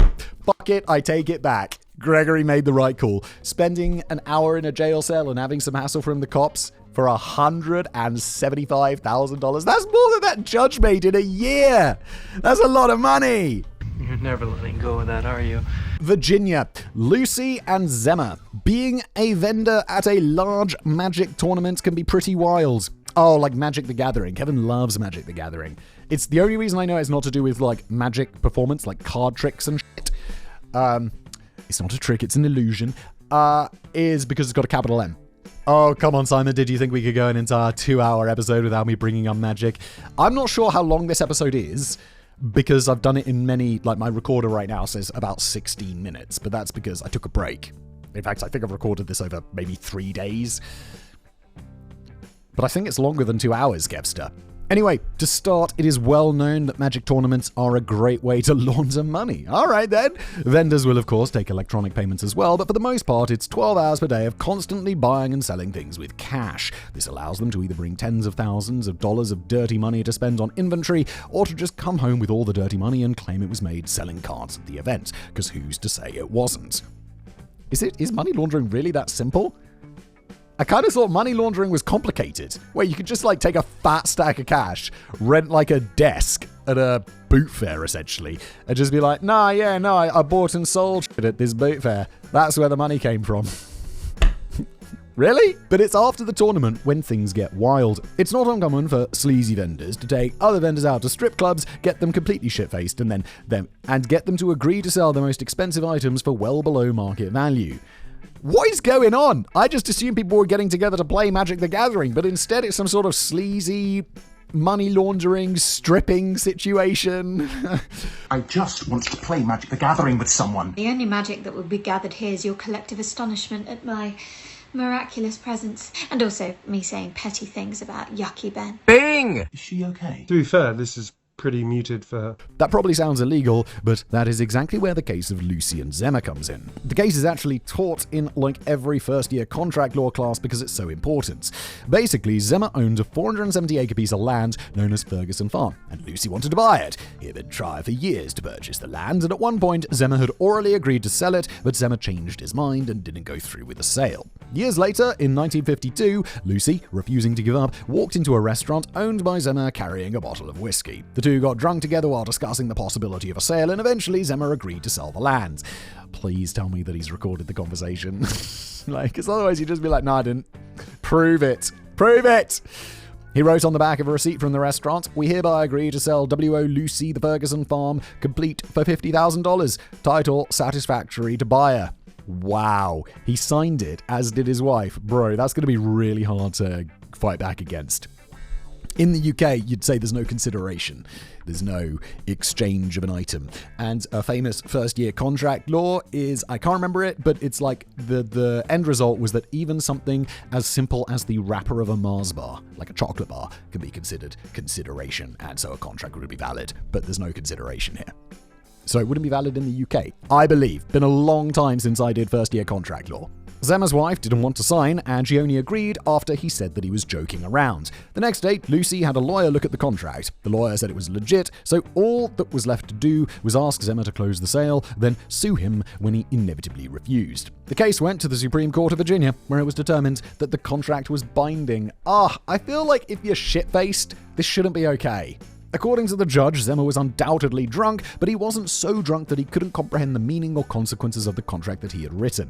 The fact that he thought he was joking was also deemed irrelevant. If the words of a contract have a single clear meaning to a reasonable reader, then any meaning relying on some undisclosed internal state, like Zemma's belief that it was all a joke, is irrelevant. Zemma was forced to complete the contract and sell the farm to Lucy. Oh, Lucy, you fucking hustler, dude. Admittedly, I feel like this is pretty fucked up. I sort of understand why it would be the case, but at the same time, I feel like getting someone to write and sign a contract after getting them drunk is akin to someone signing a contract under duress. But hey, I'm not a lawyer. Yeah, I guess there is a difference between that and duress, which does surprise me because this does not seem chill. To be fair though, the decision in this case has come under a lot of criticism over the years. The court only really examined the document in question, and it failed to take into account that Lucy had a long history as a shady piece of shit, allegedly, who used underhanded tactics to buy up land at unfair prices and then flipped the land for a huge profit.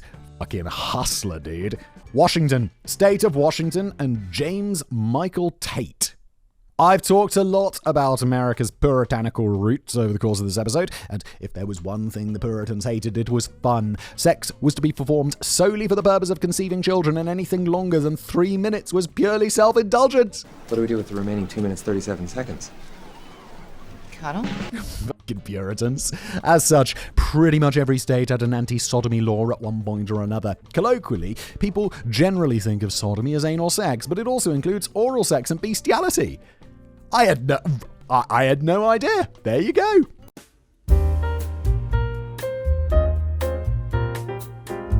That last one was usually addressed in separate laws, but the state of Washington never bothered to do so, since the people who wrote it probably couldn't imagine a world in which sodomy wound up ever being legal. This wound... Blowjobs? How could that ever be legal? That would be insane! This wound up becoming a problem in 1976 when Washington repealed its anti-sodomy law. Unfortunately, the lawmakers were so excited it was finally legal for them to bend over the voting public, they forgot to pass a new law outlawing bestiality. So, for a solid 30 years, you could legally bang all the animals you wanted in the state of Washington. That explains it. I mean, most of us have already had sex with the exact number of animals we want to because that number is 0, but there will always be outliers. Humans are very flawed animals. Yeah, there's always fucking weirdos out there who want to fuck dogs or something. I don't like it. Anyway, that all brings us to the Enumclaw horse sex case. I'll spare you most of the details because I'm sure the name of the case says enough. The important part came when 45-year-old Kenneth Pinion died during an encounter with a horse that wasn't really in the mood. His body was dropped off at Income Community Hospital, and police began investigating his friends and associates to try and find out what had happened. Bro. Among those associates was James Michael Tate, a truck driver who doubled as the cameraman for all of these animal encounters. Why is there a cameraman? Bro. You may even recognize some of his work, such as Two Guys, One Horse. Bro, Kevin, I don't want to think about... no, Kevin, I just want to move on, please. Let's just move on. Like I said, though, sex with horses was totally illegal at the time, so what were the police going to do? Well, it turns out, although Kenneth owned a barn with his own horse, it was actually someone else's horse. Kenneth, James, and another man had snuck onto the property of a family who had no idea of what was happening to make use of their horse. Dude.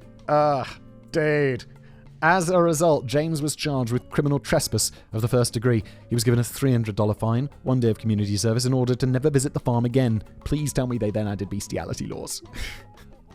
Fucking James, you sick fuck. In my opinion, and everyone's opinion, West Virginia. Helmberg and Alpha Tau Omega fraternity. Seeing as I was in a fraternity in college, I attended a lot of fraternity parties, and yes, sometimes people got drunk and did some really stupid shit. But nobody in my fraternity came anywhere close to being as stupid as the members of Alpha Tau Omega, or ATO, at Marshall University in West Virginia. It was 2012 and Travis Hughes was taking part in the long-standing college tradition of underage drinking at the ATO fraternity house. I just feel that his name is Travis somehow just makes this perfect. After getting sufficiently shit-faced, he decided it would be a good idea to shove a bottle rocket up his arse and light it. Bruh. Oh god, but for as drunk as he was, at least he had the common sense not to set the fireworks off inside the house. Travis went out to the deck of the ATO house and prepared for takeoff while other fraternity members watched. Among them was Louis Helmberg III. Louis Helmberg III, who had taken out his phone to record the video of this momentous occasion. Travis lit the fuse, but the rocket didn't fire off as expected. Instead, it exploded inside his butt. Ah! Oh God, Travis, why? The explosion startled Louis, who took a step back, but the deck didn't have a railing, so he fell off. It was only a 3-foot drop, but he got wedged between the deck and an air conditioning unit. What is happening in these guys' lives? What the fuck is happening? It's unclear how severe his injuries were, but he lost playing time on the school's baseball team and suffered pain and medical expenses. His only logical course of action was to sue Travis, the fraternity and Richmond Property Group, who, as far as I can tell, are a subsidiary of the fraternity that owns and operates their houses. Dude, this is on you, my dude. You fell off a deck and got stuck between an air conditioner because you were so alarmed at your friend putting a bottle rocket inside his arse and it blowing up. I'm also curious about what the fuck happened to Travis's arse. No. You don't want to see him. Unfortunately, the case ended with a settlement, so I can't say exactly how it turned out. Weirdly, I also can't find any information about Travis. Travis, what happened to you? Every article is about Lewis's lawsuit, but there isn't a single mention of whether or not Travis was injured. But seeing as fireworks exploded inside his bottom, I'm guessing it's a matter of exactly how much he was injured. Oh yeah, it's like, does Travis have an arse anymore or not?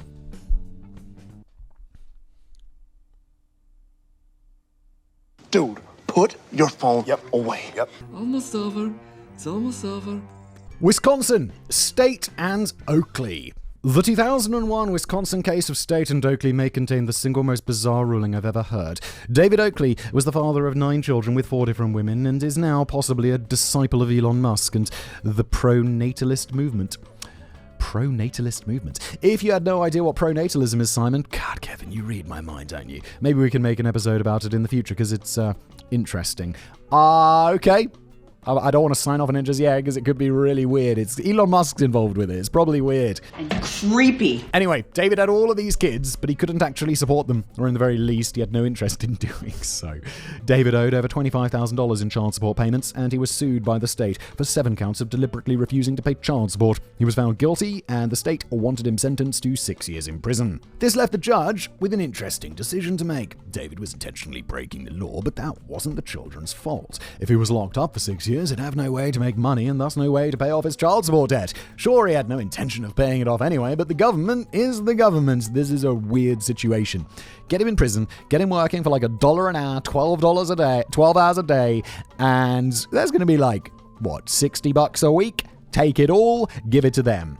And just I think I'm making the argument for debtor's prison to come back, but in this case, I think debtor's prison would be quite good for you. Your name's not Travis. I've forgotten your name, David. David, there we go. Sure, he had no intention of paying it. I read that already. Professionalism. If they want money from you, they can and will do things like garnish your wages. But again, if David was in jail, that option would be off the table. For the sake of the children, the judge decided to sentence David to probation rather than court. But there was a catch. One of the terms of David's probation was that he was banned from procreating until he could prove that he had the ability to support another child and was supporting the children that he already had. Do I think this is a good idea? Yeah. Do I think it's legal? Probably not. Yes, but I don't see how we'd enforce that. If he violated that term of his probation, he would be sentenced to 8 years in prison. Is that a fair punishment, or is it judicial overreach and a violation of David's constitutional right to raw dog as many women as he pleased? Ew. David obviously felt it was the latter, so he took this case to the Wisconsin Supreme Court, and there the results were rather interesting. The Supreme Court ruling was a 4-3 verdict with votes split entirely down gender lines. The 4 men on the court, no dudes, no, ruled that the terms of probation were sufficiently narrow and related to David's crimes as not to violate his constitutional rights. Whereas, wait, I thought it'd be the other way around. I thought the dudes would be like, yeah man, no, we can't stop you from f***ing. And the women would be like, this guy, get his shit together. But it's the other way around! In their dissents, the women on the court noted concerns about unacceptable collateral damage of this decision, such as forced or coerced abortions that may occur if David did impregnate anyone. They also noted, that's a fair point, to be honest, that's a fair point. They also noted that the other judges were tying the fundamental right to have children with a sliding scale of wealth, and tying a person's rights to their income sets a dangerous precedent. It does. But in this case... I'm gonna fuck all of you! That's my boy! Cleavon is lucky to be alive. He attempted to jump a jet ski from a lake into a swimming pool and impaled his crotch on an iron gate. But thanks to recent advances in stem cell research and the fine work of Drs. Krinsky and Altshuler, Cleavon should regain full reproductive function. Your hands on my junk! I'm actually curious what you think about this one, Simon, as it's a wild case, and both the majority opinion and the dissenting opinion from the Wisconsin Supreme Court make good points. I agree. They both do. Wyoming, Wadsworth, and Walmart. God, it's all the W's today, isn't it? If you live in the United States, then you have definitely heard of Morgan & Morgan. Oh my God, I have. They keep wanting to sponsor me. Morgan & Morgan. I've said no so many times. It feels weird for me to tell people to go and get like I don't like frivolous lawsuits, and I don't want to encourage that. And it is super weird for me to be telling Americans to go and get a personal injury lawyer at Morgan & Morgan. Morgan & Morgan, leave me the fuck alone. I don't want your money. They have billboards, TV commercials, radio ads, and probably ads on park benches and stuff too. And in magazines, in movies, and at ball games, and on buses, and milk cartons, and t-shirts, and bananas, and written on the sky. But not in dreams. No siree. They are the largest personal injury law firm in the country, with over 1,000 lawyers across the country and over 6,000 employees total. But with that many lawyers, you've got to expect at least a few of them to be a bit shit, allegedly. Of course, if you've got some terrible lawyers in your employ, you probably want to give them easy cases, things that are so straightforward they couldn't possibly screw them up. You don't want to pit your company's worst lawyers against a corporate giant like Walmart and their fancy high-priced lawyers. But in February of that year, that's exactly what happens. Oh, you're gonna get devastated by a lawyer in a $6,000 suit, dude. They're gonna crush you. Morgan & Morgan were representing a family who alleged that their house was burned down after a hoverboard manufactured by Jetson and sold by Walmart exploded. This isn't a one-off thing either. Over the past few years, there have been numerous reports of hoverboards allegedly bursting into flames, and even more cases where entire houses were burnt to the ground. Surely it means over the past few years since this case, because no one uses hoverboards anymore. Those are those stupid things with wheels on the side. Is the most disappointing idea of a hoverboard ever. Correct. And while I say allegedly, you can find multiple different videos of hoverboards exploding, including security footage of hoverboards exploding in public places like a mall. But exploding hoverboards aren't the only thing that have made the news lately. You may have also heard multiple reports of lawyers getting in trouble by having AI chatbots write them court documents. I have, and they just make up cases to support them. That's what happened in this case. The defendants came into court one day and explained to the judge that in a document the plaintiffs had filed, there were 9 legal cases cited that simply did not exist, suggesting that something like ChatGPT had written the filing for the plaintiffs. Not only is that amateurish bullshit, it doesn't even make sense. Morgan & Morgan works on contingency, which means they don't actually get paid unless they actually win. How are you going to take on $1 billion corporation knowing that you won't make a cent without a victory or a settlement? Then send the worst lawyers your company has to offer to deal with the case.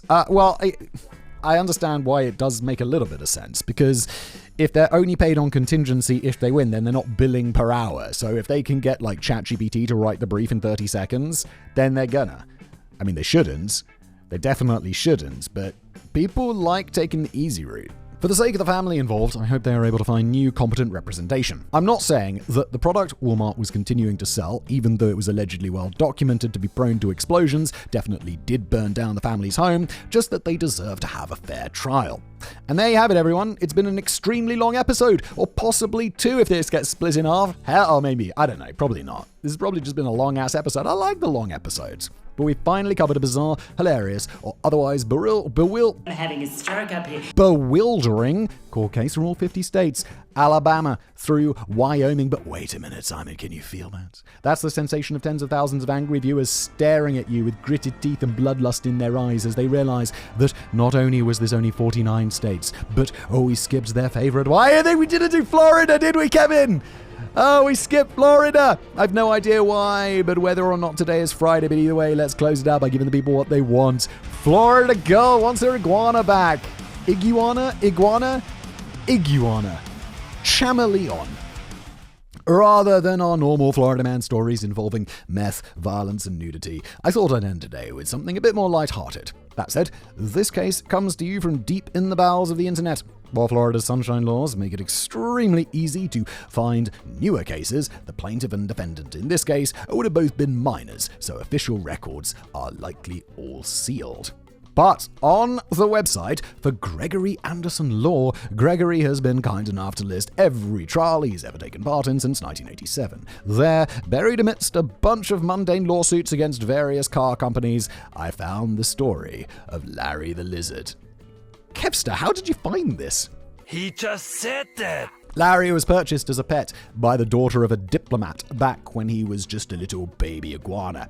He was a beloved lizard, and over the years he grew to be 6 feet long. Holy shit, I thought iguanas were like this big. Or is that a chameleon? Do you mean chameleon? Betty, I'm pretty sure it's pronounced chameleon. How big isn't, I don't know, maybe they are the same thing, and I know it's chameleon. No fun. But the diplomat was reassigned, and he had to move to Italy. His daughter was allowed to come with him. It would have been weird if she wasn't, but Larry was not. Something about foreign flora and fauna. The daughter decided to give Larry to her best friend / next door neighbor, and she and her father flew off to Italy. 2 years later, they returned to Florida, and the daughter wanted her beloved Larry back, but her so-called friend said no. What a bitch.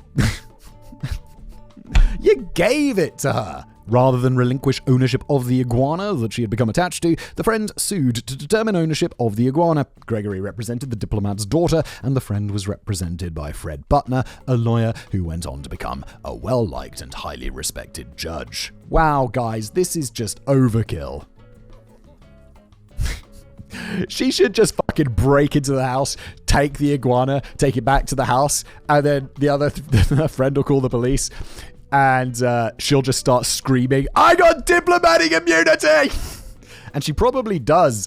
The trial lasted for 2 days, but ultimately Gregory and the diplomat's daughter prevailed and Larry was returned to his original owner. I actually find that result a bit surprising, but since the details of the trial appear to be locked away, I can't say what sort of legal arguments were used to bring the judge to that decision. Following the trial, Fred stated on record, "It's always the lizard that gets hurt in these custody battles." Legend. And with that, I will end this story with the same 4 words Gregory used to end his version of events. Larry died on appeal. All right, that's it. We did it. We did it! I'm gonna go have some lunch or something. Thanks for being here. Your Honor, I'm too fat to see my own penis.